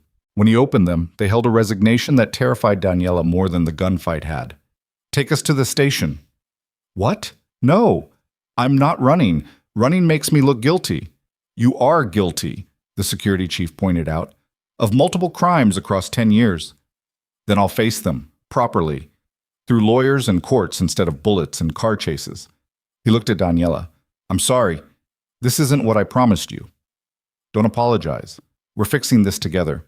There's no we in this. The moment I'm arrested, you need to distance yourself completely. Go public. Condemn my actions. Make it clear you had nothing to do with any of this. I'm not abandoning you. You're not abandoning me. You're saving yourself." "From what?" "From being destroyed alongside me. They're going to paint me as the monster who manipulated you into revenge. If you don't separate yourself now, you'll go down with me." Daniela grabbed his face, forcing him to look at her directly. "I don't care." "You should." "Why? Because my reputation matters more than your freedom?" "Because your life matters more than anything." The car pulled up to Seoul Central Police Station where cameras already crowded the entrance, tipped off, obviously, by someone who'd known Tae-Won would turn himself in. "Last chance to walk away," Tae-Won said quietly. "I'm not walking away." "Daniela, I'm not arguing about this." They stepped out of the car together. Cameras exploded. Questions screamed over each other. "Tae-Won, are you turning yourself in? Ms. Vale, are you complicit in his crimes? Did he threaten you into helping him? Is this revenge gone too far?" Tae-Won walked calmly through the chaos, Daniela beside him, while his security team created a path toward the entrance. Inside, detectives were waiting. "Tae-Won," one of them said formally. "You're under arrest for extortion, racketeering, witness intimidation, and conspiracy to commit fraud." Tae-Won didn't resist as they cuffed him, didn't speak, just looked at Daniela one last time. "Go home," he said quietly. "Stay safe. Trust no one." Then they led him away. And Daniela stood alone in a police station surrounded by officers who looked at her like she might be a criminal too. "Ms. Vale," a female detective approached, "we need to ask you some questions." "Am I under arrest?" "Not yet, but you're a person of interest in an ongoing investigation." "Then I'm leaving." "I wouldn't recommend that." "I don't care what you recommend." Daniela turned and walked back through the cameras, through the questions, through the chaos, until she reached the street where Tae-Won's driver still waited. "Take me to the penthouse." "Ma'am, that property is being raided right now." "Then take me anywhere that isn't here." The driver nodded and pulled away from the station. Daniela sat in the back seat, staring at nothing while her mind raced. Everything had collapsed. Tae-Won arrested, his empire exposed, her reputation destroyed twice over, first as the humiliated bride, now as the accomplice to a mafia boss's revenge plot. Min-Jae had won, not through strength, through manipulation. He'd used her pain as bait to draw out Tae-Won's protective instincts, then used those same instincts as evidence of criminal behavior. Brilliant, cruel. Exactly the kind of long-game strategy a spoiled heir with unlimited resources would employ. Daniela's phone rang. Unknown number. She almost didn't answer, then did anyway. "Hello? Still think you won?" Min-Jae's voice dripped with satisfaction. "How did you get this number?" "Please, I have resources you can't imagine. Your mafia boss isn't the only one with connections." "What do you want?" "To gloat. Obviously, you tried to destroy me. Instead, you destroyed the only person protecting you. Now you're completely alone, vulnerable, exactly where I wanted you. If you think I'm going to beg, I don't want you to beg. I want you to understand something important." He paused for effect. "I didn't humiliate you because you were worthless. I humiliated you because you mattered to him, because destroying you was the fastest way to make Tae-Won lose control. And the moment he lost control, he became predictable, easy to manipulate, easy to trap." Daniela's blood went cold. "You planned this from the beginning, not from the very beginning. That would give me too much credit. But once I realized your boss had feelings for you?" "Yes. Everything after that was designed to provoke him into illegal retaliation that I could document and use against him." "You're a sociopath." "I'm strategic. There's a difference." "Why are you telling me this?" "Because I want you to know that everything you're feeling right now, the guilt, the rage, the helplessness, is exactly what I designed. You're not a victim of circumstances. You're a victim of my planning. And that's so much worse." The line went dead. Daniela stared at her phone while realization crashed over her. She hadn't been collateral damage. She'd been the weapon. Min-Jae had used her feelings to manipulate Tae-Won into exactly the kind of reckless, illegal behavior that would justify arrest. The wedding humiliation wasn't just cruelty, it was strategy. Bait designed to provoke a response that could be weaponized. And Tae-Won had walked straight into it, because of her. The driver pulled up to a nondescript hotel in a quieter district. "You'll be safe here temporarily," he said. "I've arranged a room under a false name. Use cash only. Don't contact anyone from your previous life." "Where will you go?" "Wherever I need to be to keep you alive." He handed her an envelope stuffed with cash and a prepaid phone. "If you need anything, call the only number programmed in that phone. Someone will answer." Then he drove away, leaving Daniela alone on a Seoul street corner holding everything she owned in one envelope. She checked into the hotel mechanically, climbed to a room on the 8th floor, locked the door, and finally allowed herself to break. Not crying, something deeper. A full collapse that drove her to the bathroom floor where she sat with her back against the tub while her mind replayed every moment that had led to this. Meeting Min-Jae at the gala, ignoring Tae-Won's warnings, quitting her job, the wedding, the humiliation, the revenge, the press conference, the attack, the arrest. Every single choice had been wrong. Every single decision had made things worse. And now Tae-Won was in prison because he'd tried to protect her from consequences she'd brought on herself. Daniela pulled out the prepaid phone and stared at the single program number. One call would bring help, resources, protection. But it would also drag more people into the disaster her life had become. Instead, she turned on the phone's browser and searched for news. The stories were everywhere. Tae-Won's arrest, details of his criminal empire, speculation about her involvement, and underneath it all, a new narrative. Min-Jae as the victim of a mafia boss's obsession, Daniela as the catalyst for violence. The wedding humiliation reframed as a cruel prank that had escalated beyond anyone's control because of Tae-Won's illegal retaliation. Public opinion was shifting again.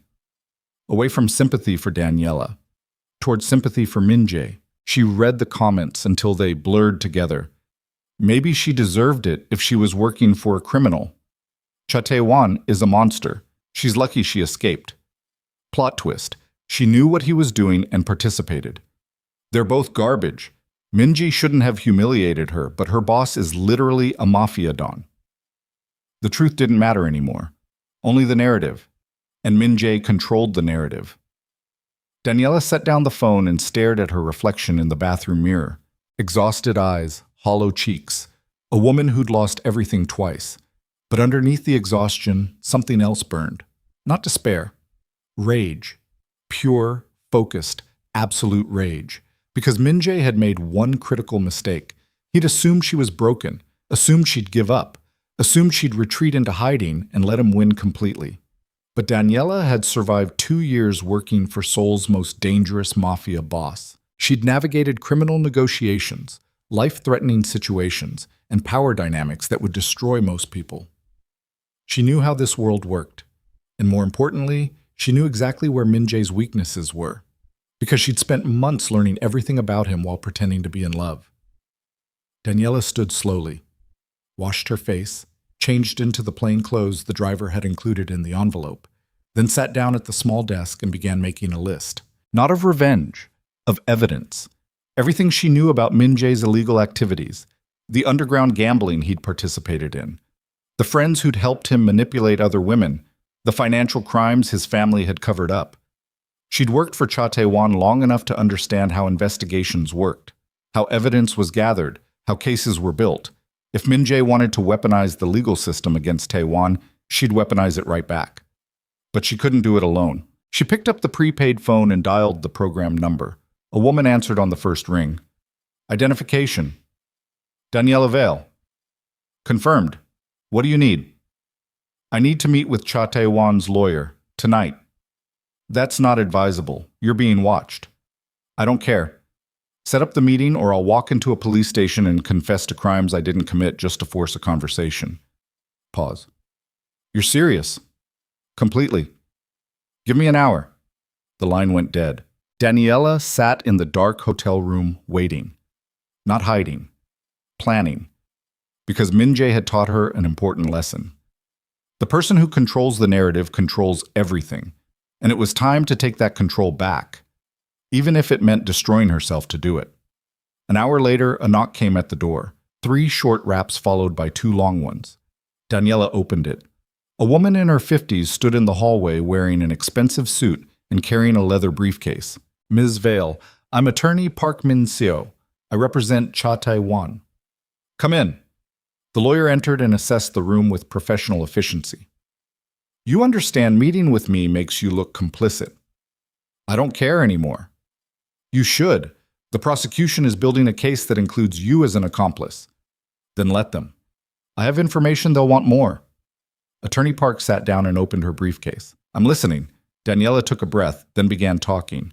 She told the lawyer everything. About Min-Jae's manipulation, about the confession he'd made on the phone, about the evidence she'd gathered during their relationship, financial records he'd left carelessly visible, conversations she'd overheard, connections between his family and criminal enterprises that even Tae-Won hadn't discovered. Attorney Park took notes with mechanical precision. This is good, she said finally. Better than good. This creates reasonable doubt about Tae-Won's motives. If we can prove Min-Jae orchestrated your relationship specifically to provoke retaliation, it changes the entire case. Can you get Tae-Won out? Not immediately, but I can file motions, request bail, buy time to build a proper defense. What do you need from me? Everything you just told me. Documented, detailed, in a formal statement that you're willing to testify to under oath. When? Now, tonight, before the prosecution can build their narrative too strong to break. Daniela nodded. Then let's start.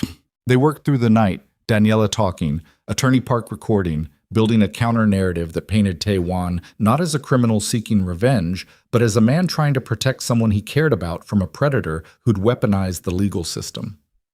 By dawn, they had a statement. By noon, it was filed with the court. By evening, the narrative had shifted again. Not completely, but enough. News outlets started questioning Min-Jae's version of events. Social media began digging into his past relationships. The women Tae-Won had found started speaking publicly about their experiences. And slowly, the truth began emerging from underneath the lies. But Daniela knew it wasn't enough, because truth didn't matter as much as perception, and Min-Jae still controlled too much of the perception. She needed something bigger, something undeniable, something that would destroy him the way he'd destroyed her. And she knew exactly what it was. She just needed to survive long enough to get it. The evidence Daniela needed existed in one place, Min-Jae's private penthouse safe, where he kept recordings of every bet, every humiliation, every calculated manipulation he'd orchestrated over the years. She knew because he'd bragged about it once during their relationship, laughing about how he documented projects the way other people kept photo albums. Getting inside would be impossible, unless she had help from someone who knew the building's security intimately, someone who'd installed half of it. Daniela made the call at 3 a.m. from the hotel room, using the prepaid phone with hands that wouldn't stop shaking. "This is insane," Jung-ho said when she finished explaining. He'd been Tae-Won's head of security for 8 years before retiring last year. Too old for the violence, he'd said, but still loyal enough to answer unknown numbers in the middle of the night. "I know.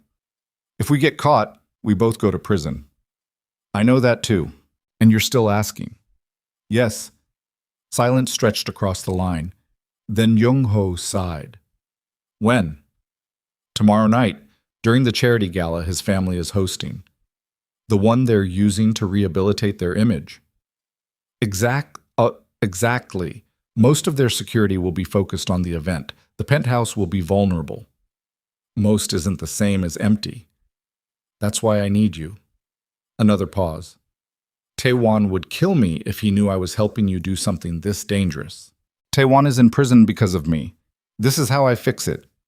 "You can't fix everything by risking your life." "Watch me." Jung-ho cursed in Korean, something creative involving ancestors and poor life choices.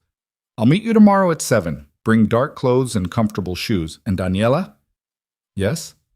"If this goes wrong, I'm leaving you behind. Understood?" "Understood." The line went dead. Daniela sat in the dark hotel room and tried not to think about all the ways this could fail. Break into a secured penthouse, crack a private safe, steal evidence that could destroy one of Korea's wealthiest families. Escape without being caught. Simple. Except for the part where any single mistake would end with her arrest, imprisonment, or worse. But sitting in hiding while Tae-Won rotted in prison wasn't an option anymore. Action was the only path left, even if it killed her. The next day moved with agonizing slowness. Daniela stayed in the hotel room reviewing building schematics Jung-ho had sent via encrypted message. Security cameras on every floor, biometric locks on the penthouse elevator, motion sensors throughout the residence, and a safe room that could seal shut if alarms were triggered. Getting in would require precision. Getting out would require luck. She dressed in black athletic gear at 6:30, clothing designed for movement, pockets deep enough for tools, shoes that wouldn't echo on marble floors. Jung-ho arrived exactly at 7 driving a nondescript sedan. He looked her over when she climbed in. "You look like you're robbing a bank." "Close enough." Not comforting. They drove through Seoul as twilight turned the city into a watercolor of neon and shadow.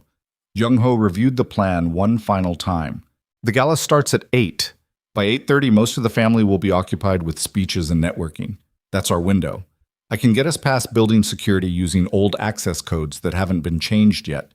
But once we're inside the penthouse, you're on your own. I'll monitor security feeds from the car. You have 15 minutes maximum.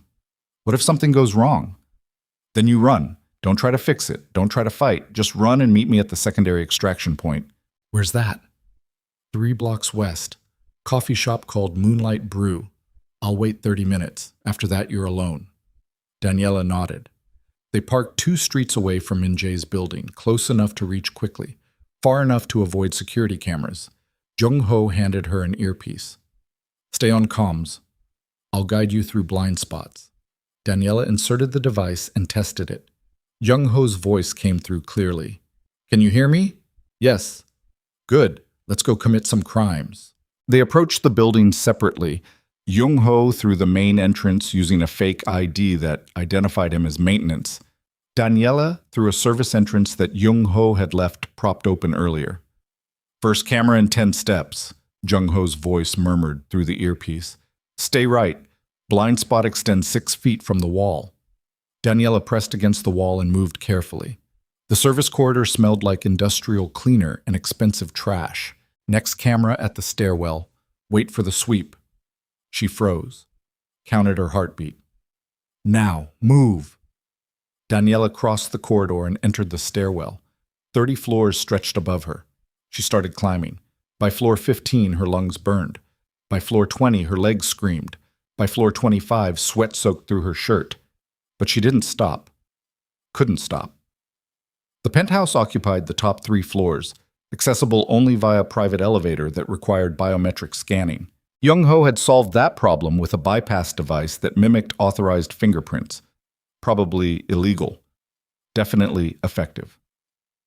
Elevator is on your right, Jung-ho guided. Security disabled for 90 seconds starting now. Daniela sprinted down the corridor and pressed the bypass device against the scanner. Green light. Doors opened. She stepped inside. The elevator rose silently toward the penthouse while her heart tried to punch through her ribs. 60 seconds until security resets, Jung-ho warned. Move fast once you're inside. The doors opened directly into Min-Jae's penthouse. All floor-to-ceiling windows, minimalist furniture, and expensive art that probably costs more than most people's houses. Empty. Silent. Too quiet. Daniela moved quickly through the space toward Min-Jae's private office. Camera at 3 o'clock, Jung-ho said. It's still active. Stay low. She dropped and crawled beneath the camera's sightline. The office door was locked.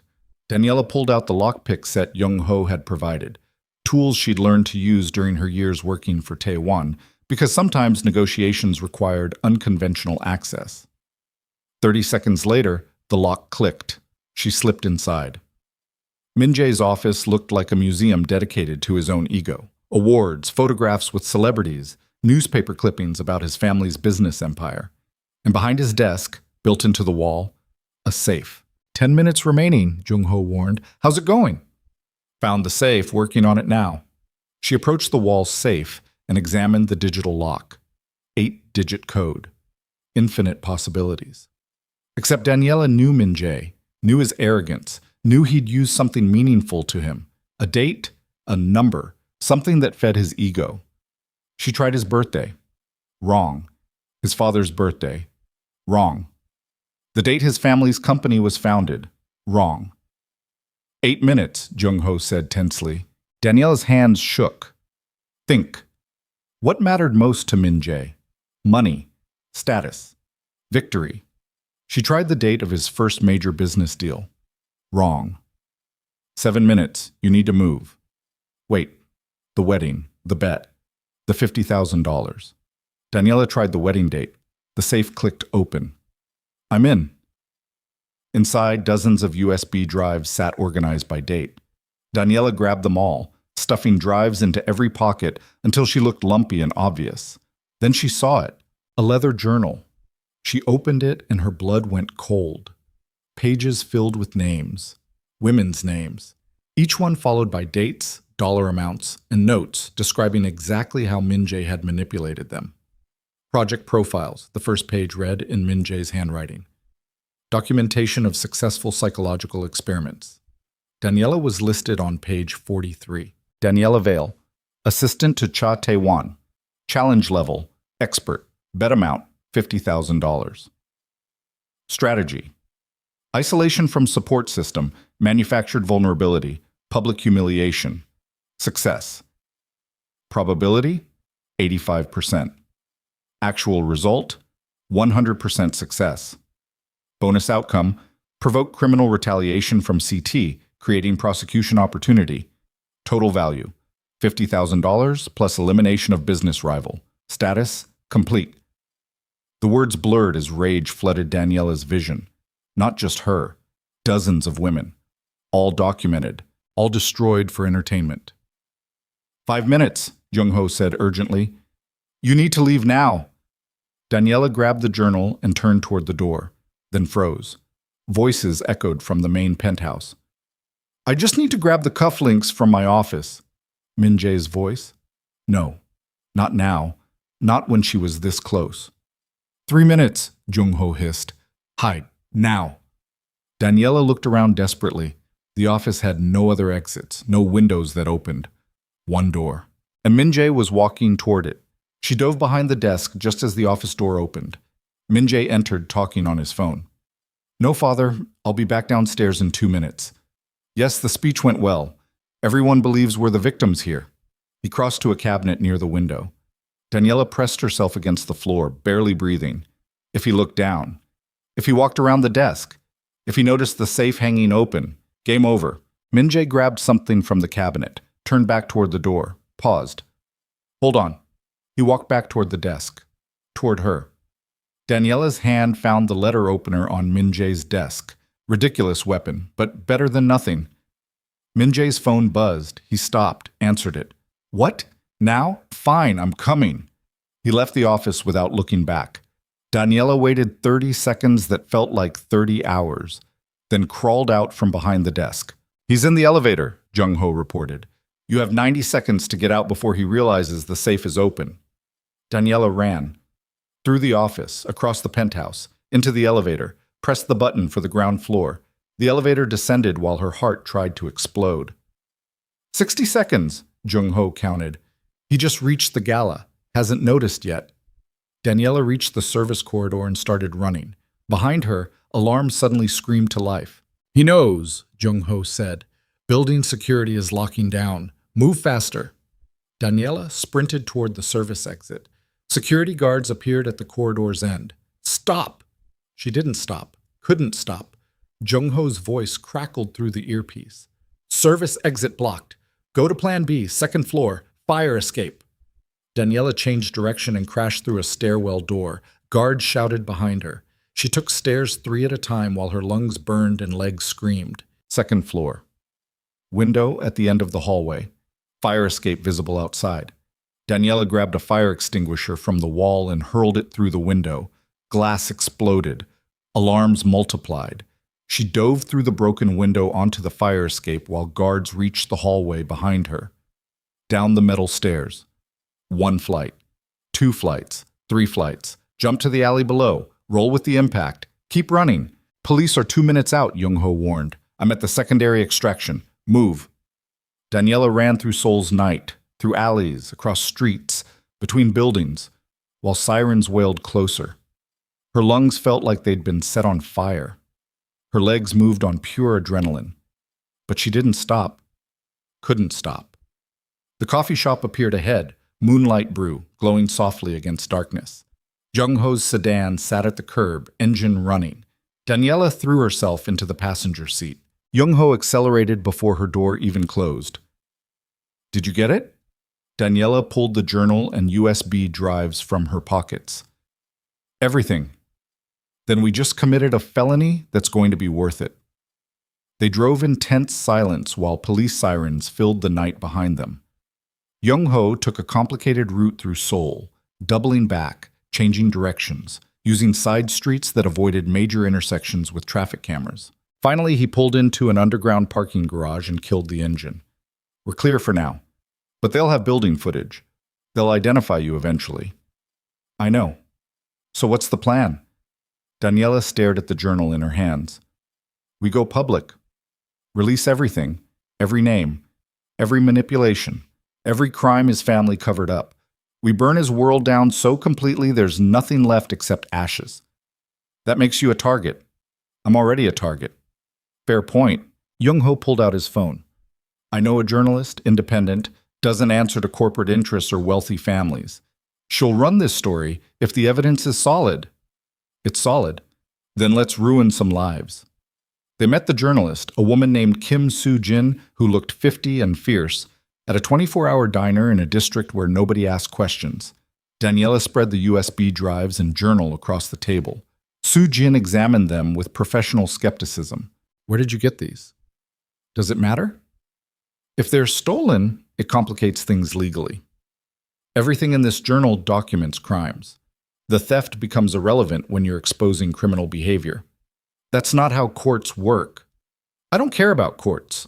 I care about the truth getting out. Soo-jin opened the journal and started reading. Her expression shifted from skepticism to horror within 2 pages. This is documented psychological abuse. Yes. Against dozens of women. Yes. With dollar amounts attached to each one. He treated us like experiments, projects, games he could win. Soo-jin looked up. If I run this story, you become the face of it. Everyone will know you broke into his penthouse. You'll be arrested. I know. And you're willing to risk that. I'm willing to risk everything if it means he finally faces consequences. Soo-jin studied her for a long moment, then nodded. Give me 48 hours. I'll verify everything. Cross-reference the USB contents with the journal entries. Build a case so airtight nobody can dismiss it. 48 hours is too long. His family will bury this the moment they realize what I took. Then I'll work faster, 24 hours. But I do this properly or I don't do it at all. Daniela wanted to argue, but Soo-jin was right. Rushing the story would give Min-Jae's family ammunition to discredit it. 24 hours, Daniela agreed. But the moment you publish, I'm going public too. I'll confirm everything, put my name behind every accusation. That's suicide. That's accountability.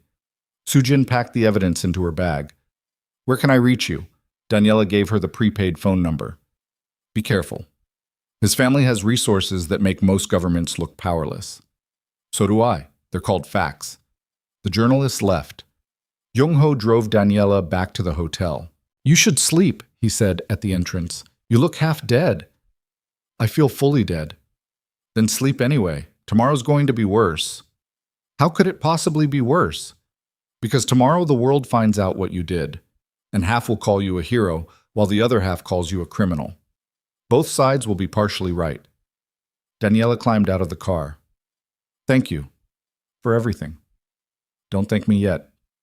Thank me if we both survive this. He drove away into Seoul's endless night.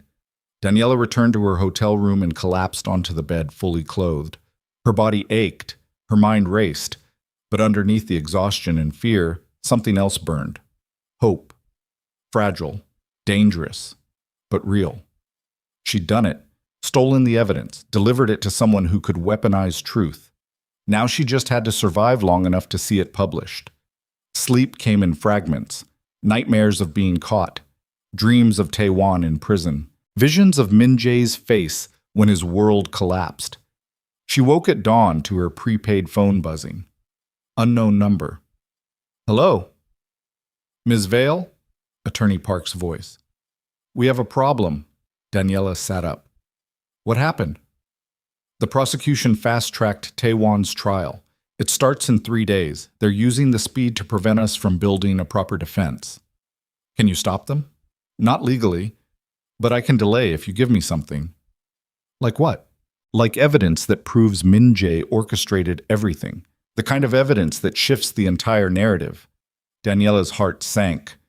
I can't give you that yet. Why not?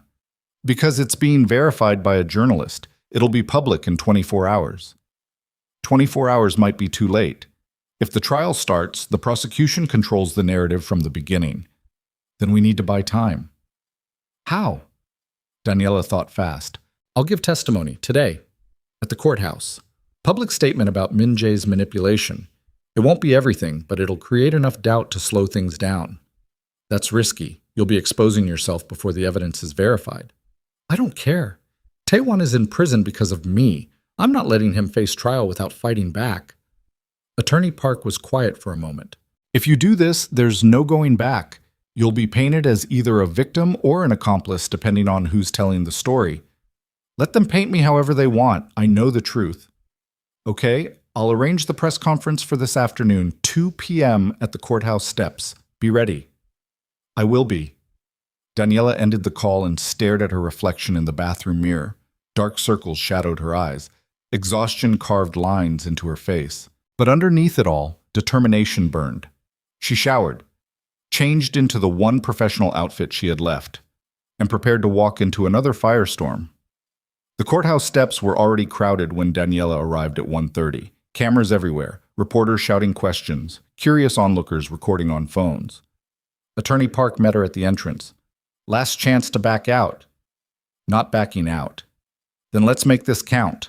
They walked to the podium together while cameras exploded with flashes. Daniela stepped forward and the crowd fell silent. "My name is Daniela Vale," she began, voice steady despite her racing heart. "3 weeks ago, I was humiliated at my own wedding by a man who convinced me he loved me. That humiliation went viral. Millions of people watched my pain become entertainment." Cameras clicked. "What you didn't know was that the entire relationship was designed to provoke exactly that response. King Min-Jae targeted me specifically because of my connection to Tae-Won. He documented his manipulation, treated me like an experiment, and when his plan succeeded, he used the resulting revenge as evidence to imprison the one person who tried to protect me." Reporters shouted questions. Daniela ignored them. "Tomorrow, evidence will be released proving everything I just said.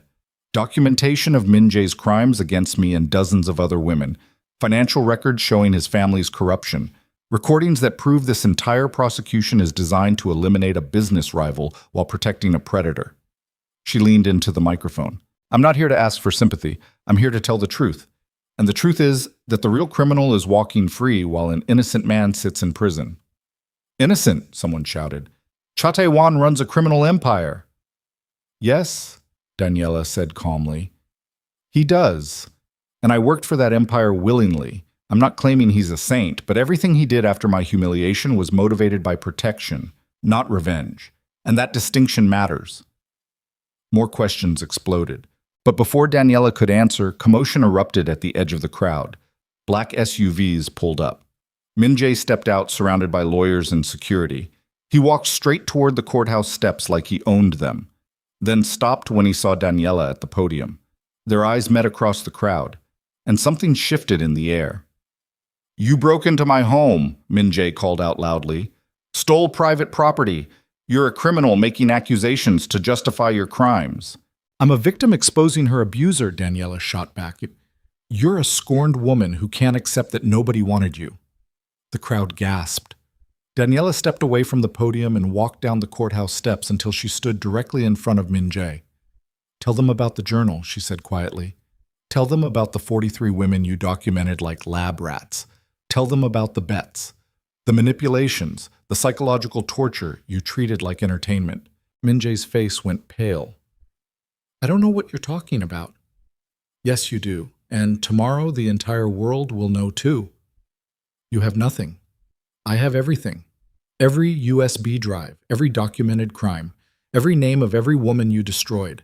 And by this time tomorrow, it'll be public record." Min-Jae's confident mask cracked. "If you release that information, I'll destroy you. You already destroyed me. Now I'm returning the favor." Min-Jae grabbed her arm, gripped tight enough to bruise. "You have no idea what you're dealing with." Security moved to intervene, but Daniela didn't pull away. Instead, she leaned closer. "I know exactly what I'm dealing with.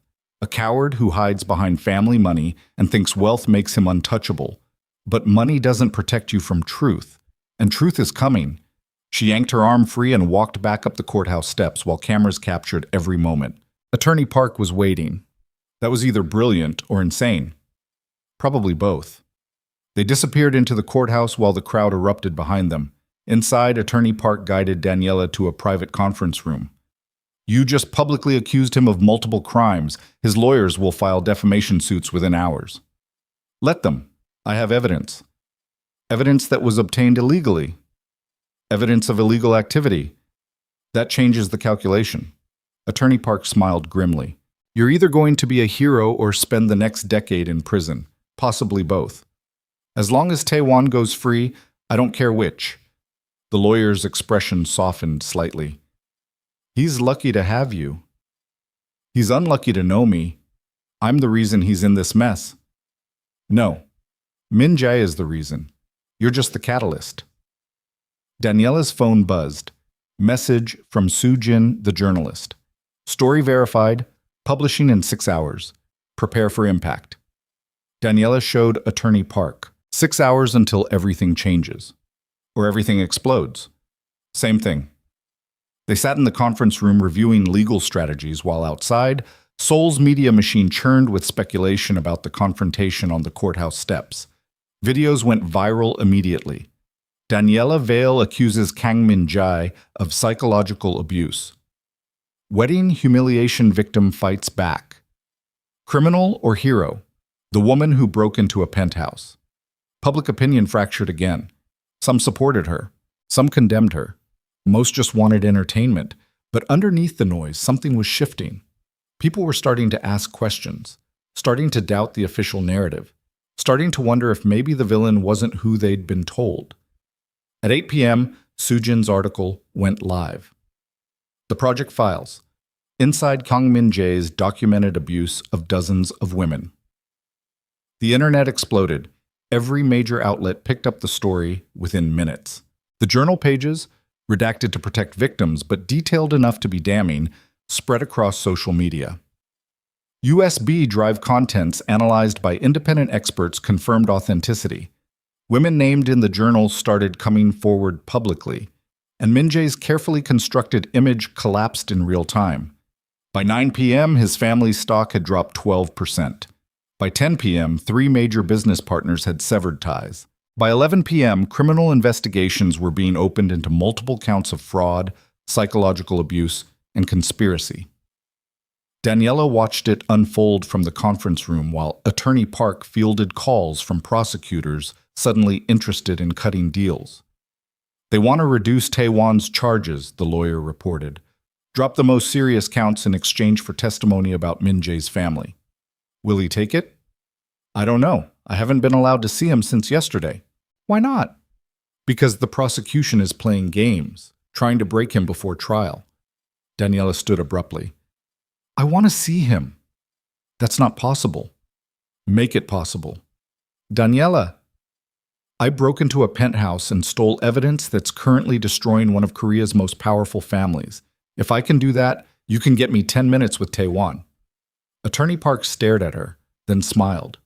You're absolutely insane. Is that a yes? That's a let me make some calls.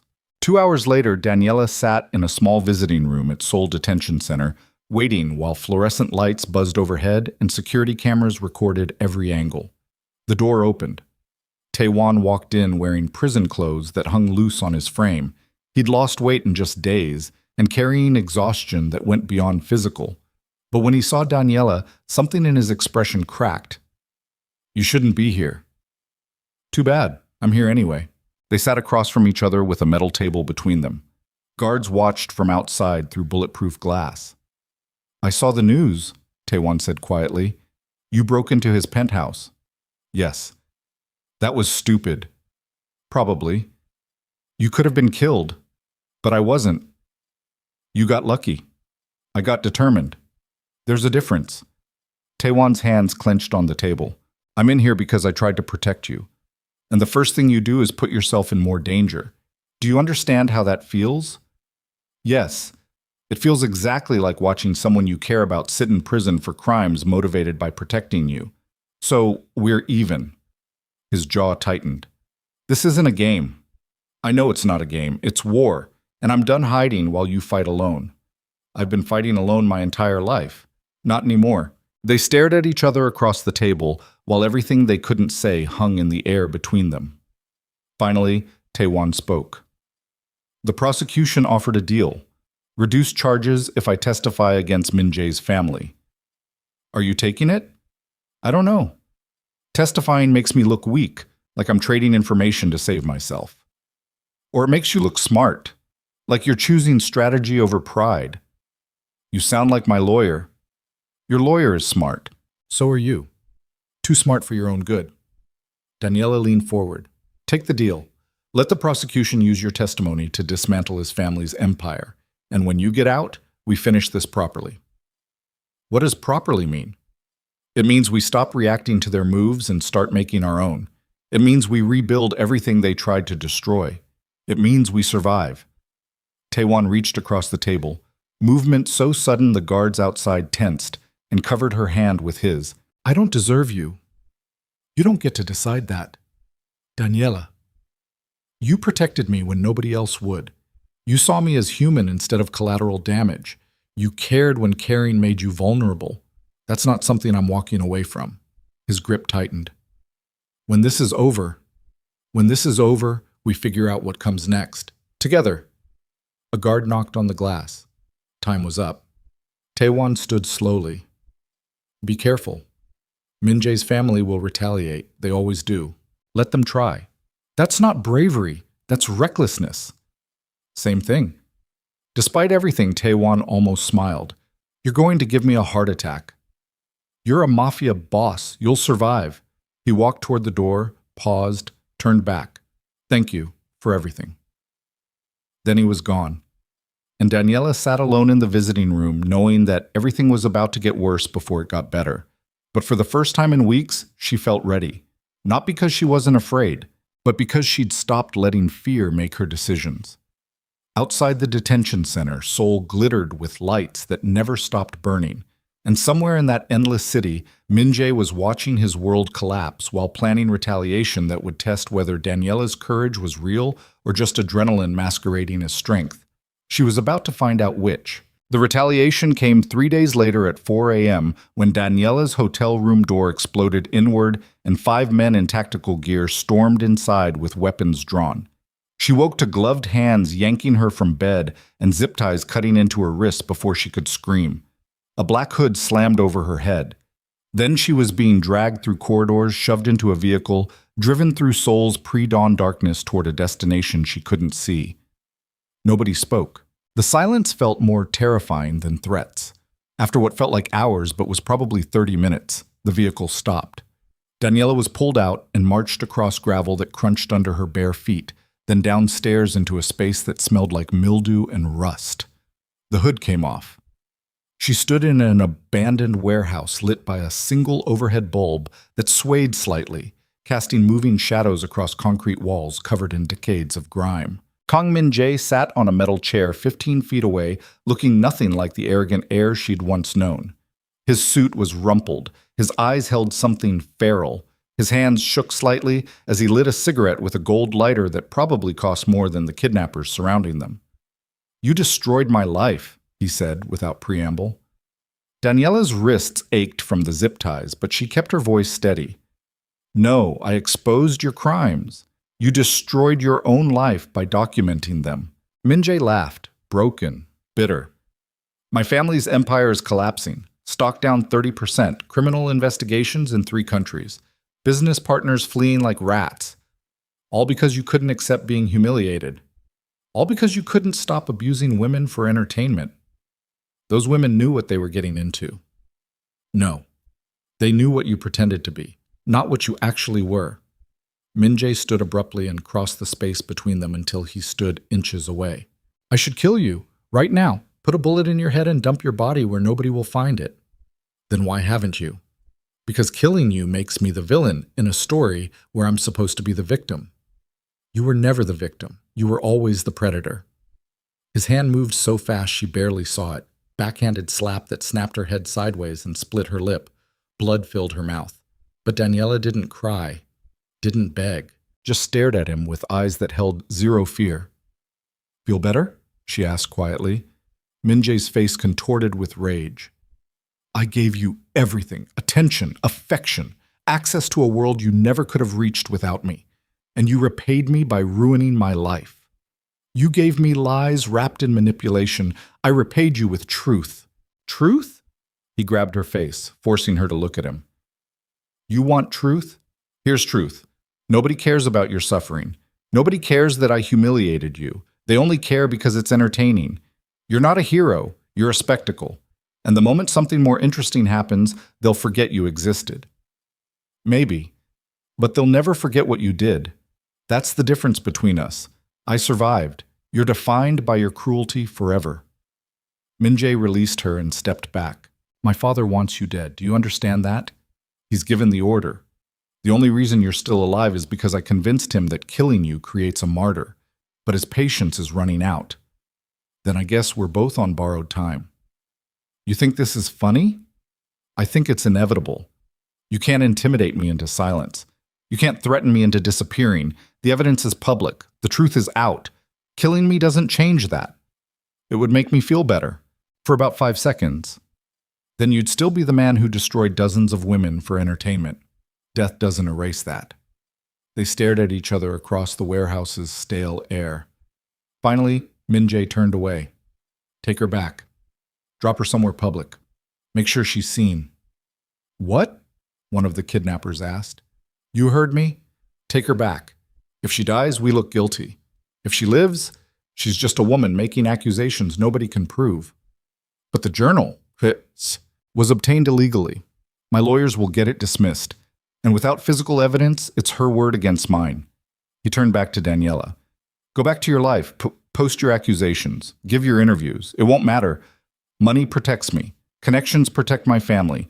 And by next month, you'll be yesterday's news while I'm still here. Still powerful. Still untouchable. We'll see about that. Min-Jae smiled, cold, calculating. Yes, we will. The hood slammed back over Daniela's head. She was dragged back to the vehicle and driven through Seoul while blood from her split lip soaked into the fabric covering her face. They dumped her on a street corner in Gangnam at dawn, wrists still zip-tied, bare feet on cold pavement, hood removed so anyone with a phone could recognize her and record her humiliation. Again. Daniela stood there for a moment, letting the cold morning air burn her lungs, then walked, not running, not hiding, just walking through Seoul's waking streets, while early commuters stared and some took photos and others looked away uncomfortably. She walked until she found a convenience store where a teenage employee took one look at her face and immediately called the police. 2 hours later, Daniela sat in a police station giving a statement to detectives who looked skeptical and exhausted. You're claiming you were kidnapped by men working for the Kang family? One detective asked.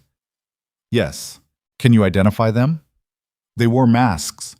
Can you identify the location? It was dark. I was hooded. I heard traffic but couldn't tell direction. So you have no evidence? I have a split lip and zip tie marks on my wrists, which could have come from anywhere. Daniela stared at the detective. You're not going to investigate this. We're investigating, but without evidence or witnesses, there's nothing to pursue. His father ordered my death, according to you, according to what Min-Jae told me directly, which is hearsay.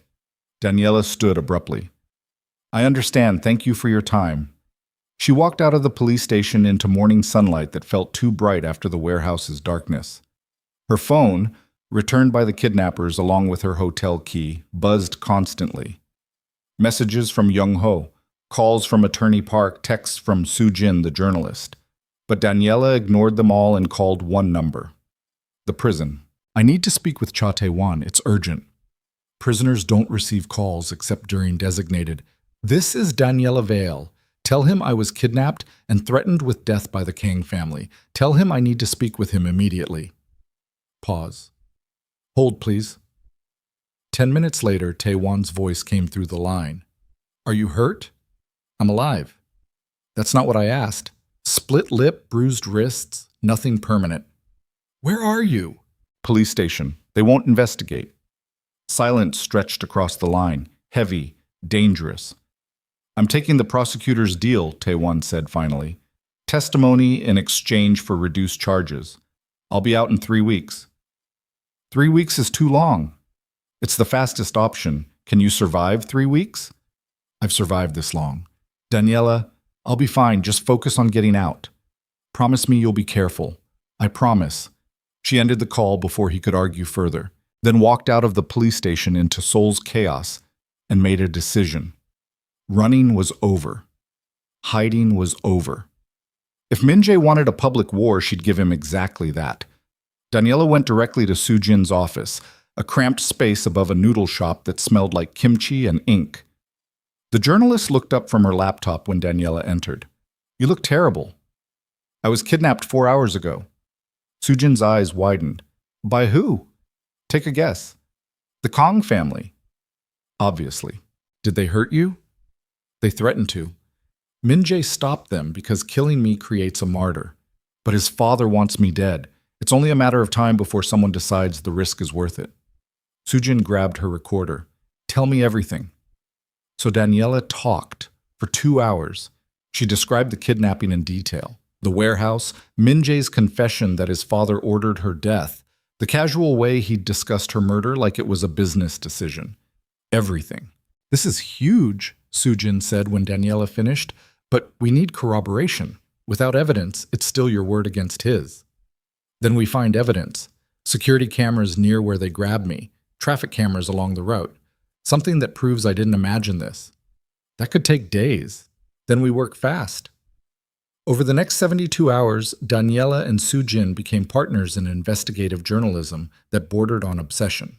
They pulled security footage from buildings near the hotel, found traffic camera records showing the vehicle that had transported Daniela, tracked license plates to a shell company owned by an associate of Min-Jae's father, cross-referenced timestamps with cell tower data that confirmed Daniela's phone had moved across Seoul during the exact hours she claimed to be kidnapped.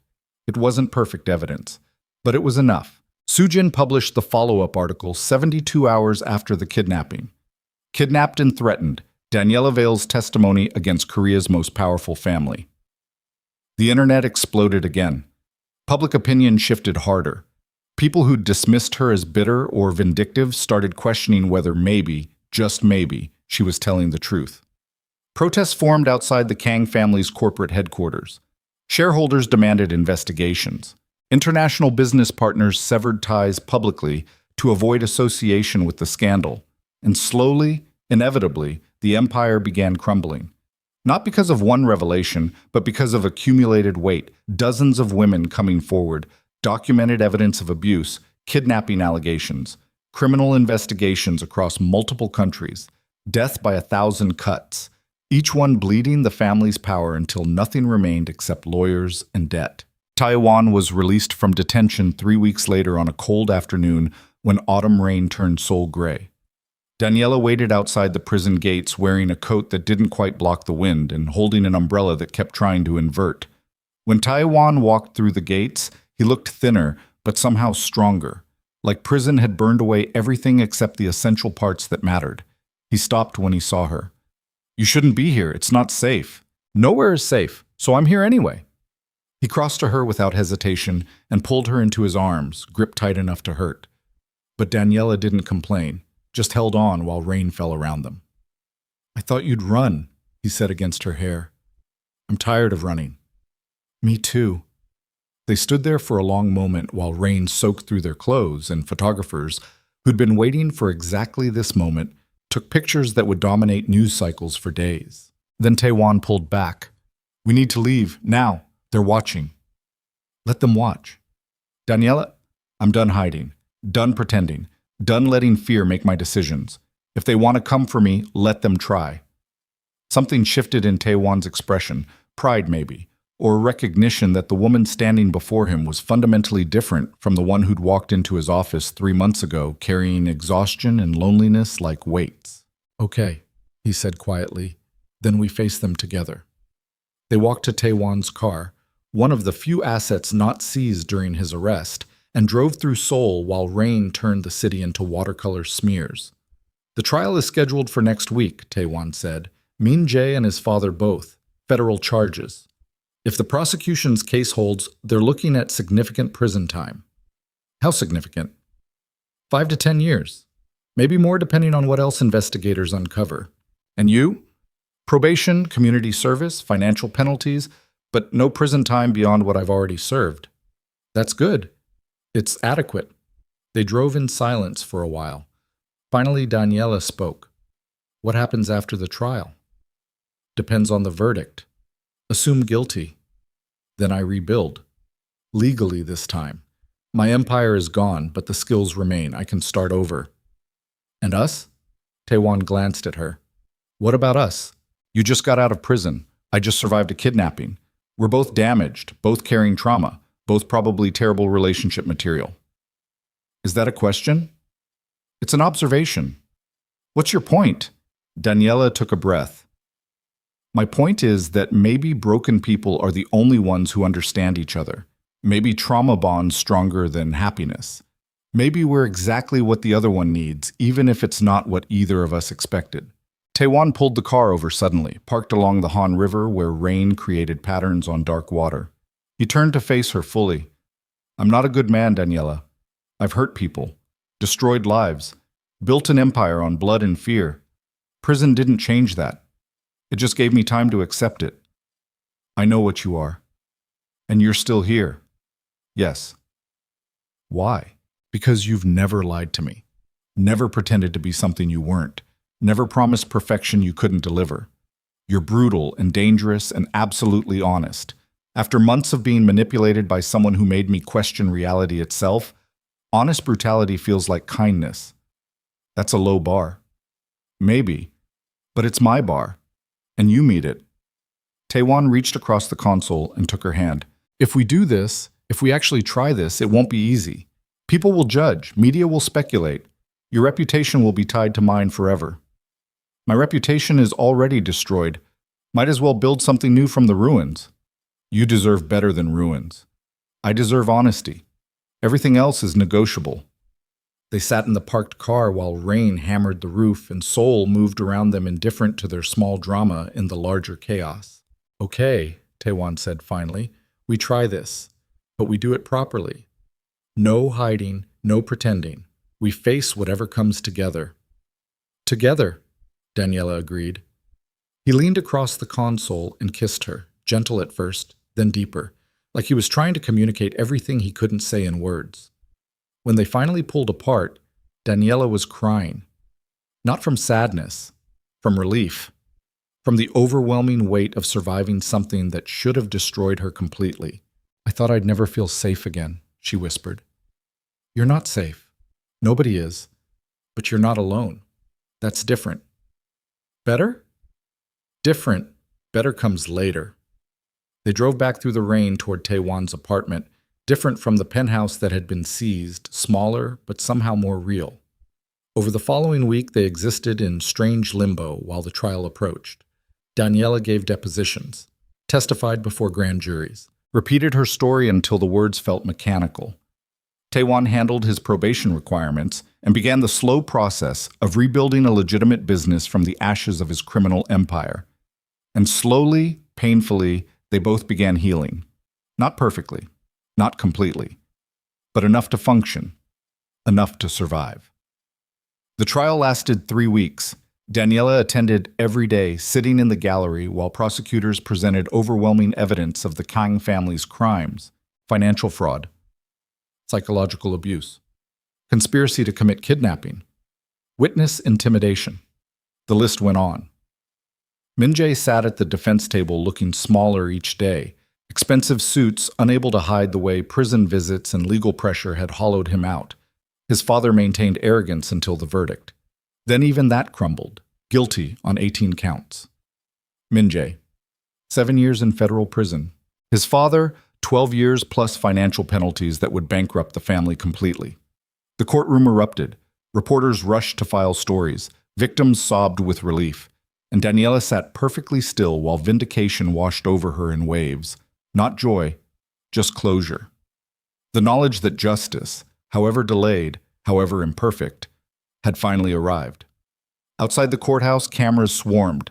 Daniela stood at the top of the steps with Tae-Won beside her while questions exploded from every direction.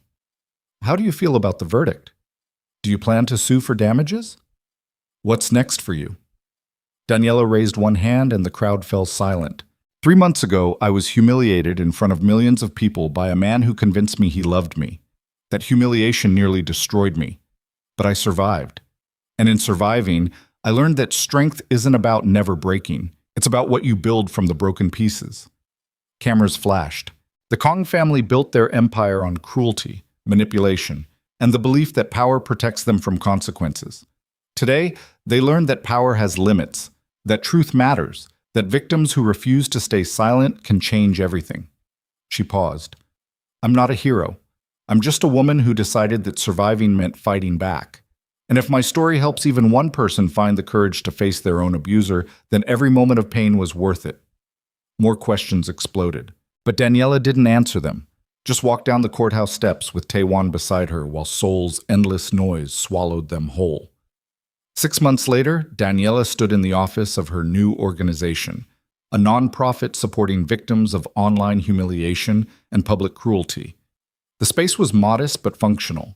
Donated furniture, volunteer staff, funding from supporters who'd followed her story and wanted to help. Tae-Won's legitimate business ventures provided additional support.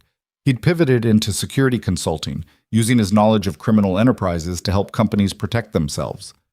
Strange full circle. The man who'd once run a criminal empire now helped others defend against exactly that.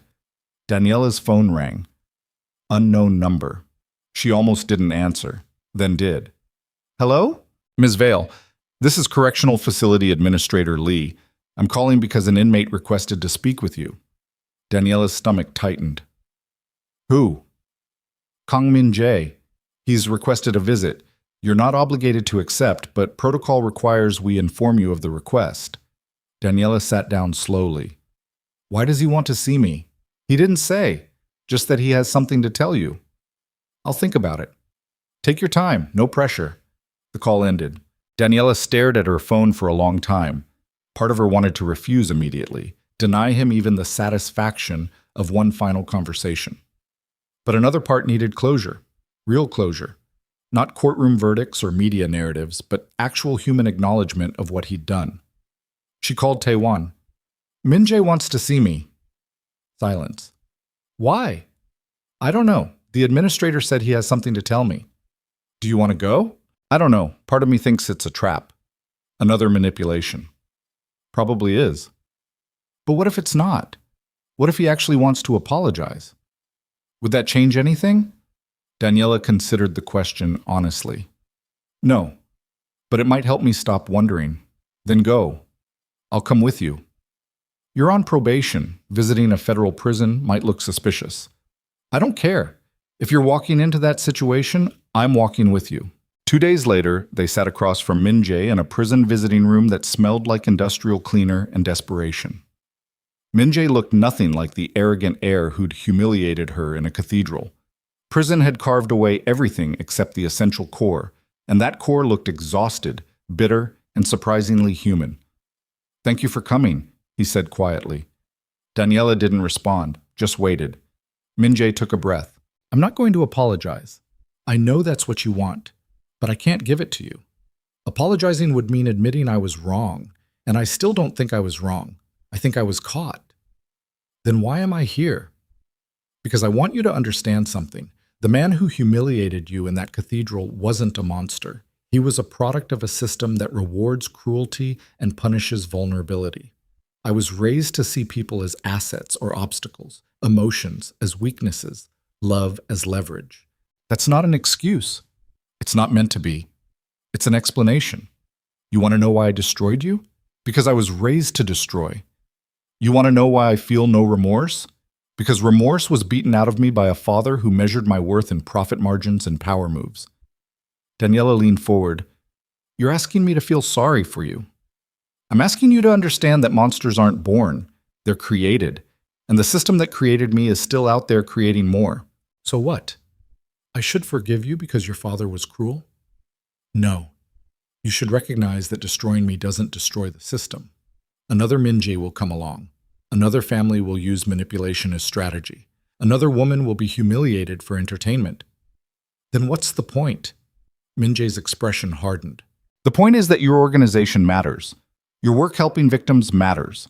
Because you're fighting the system, not just the symptom. You're changing the culture that made me possible. He stood. I didn't ask you here for forgiveness. I asked you here to tell you that what you're doing is important. Keep doing it. Even when it's hard, even when people mock you, even when you want to quit, because you're the only thing standing between the next me and the next you. The guard signaled time was up.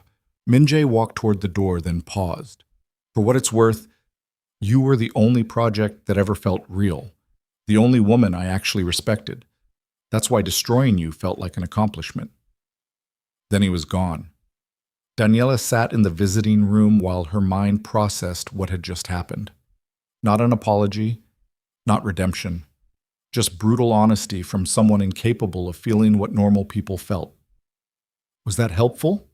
Tae-Won asked quietly. I don't know. Maybe.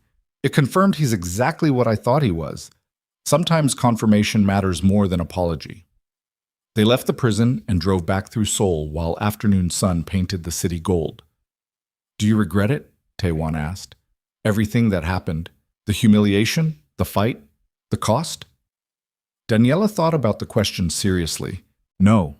Because everything that happened made me who I am now. Stronger, clearer, less willing to accept cruelty as normal. If I could go back and avoid the wedding, I would still be the woman who believed love required sacrifice. Now I'm the woman who knows love requires honesty. That's wise. That's survival. They drove in comfortable silence until Tae-Won pulled up outside Daniela's organization office. "You're doing good work here," he said. "We're trying. It's making a difference. I've seen the testimonials, the success stories, women who found courage through your program. That's all that matters." Daniela started to exit the car, then stopped. "Thank you for everything, for protecting me, for destroying yourself trying to defend me, for walking through hell beside me without complaint. You don't need to thank me." "Yes, I do. Because you didn't have to care. You could have watched my humiliation and done nothing. Most people did, but you cared. And caring made all the difference." Tae-Won reached across and cupped her face gently. "I didn't care because you needed protection. I cared because you made life feel worth living. Still do." He kissed her, soft, honest, carrying the weight of everything they'd survived together. When they pulled apart, Daniela was smiling despite the tears sliding down her face. "We're a disaster. The best disasters usually are. Think we'll survive this? We've survived worse." "Fair point." She climbed out of the car and stood on the street watching Tae-Won drive away into Seoul's golden afternoon light. Around her, the city moved with indifferent chaos.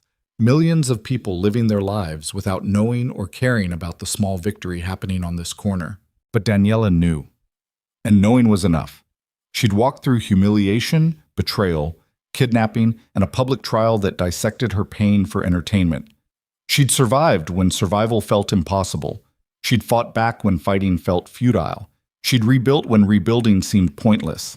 And now she stood on a Seoul street corner as the sunset turned everything gold, carrying scars that would never fully heal but had transformed from wounds into armor. Inside her office, women waited, survivors seeking help, guidance, proof that life continued after public destruction. Daniela took one breath, then walked inside to meet them. Because surviving wasn't enough anymore. Thriving was the goal. And she'd finally learned the difference. Behind her, Seoul burned with lights that never stopped. A city of 8 million people carrying their own pain, their own survival stories, their own quiet victories against systems designed to break them. Daniela was just one story among millions, but it was hers. Hard-won, blood-bought, absolutely real, and that made it worth everything. Above the city, clouds broke and revealed stars that had always been there but were invisible until darkness fell. Sometimes you need to walk through the darkest night to remember that light exists.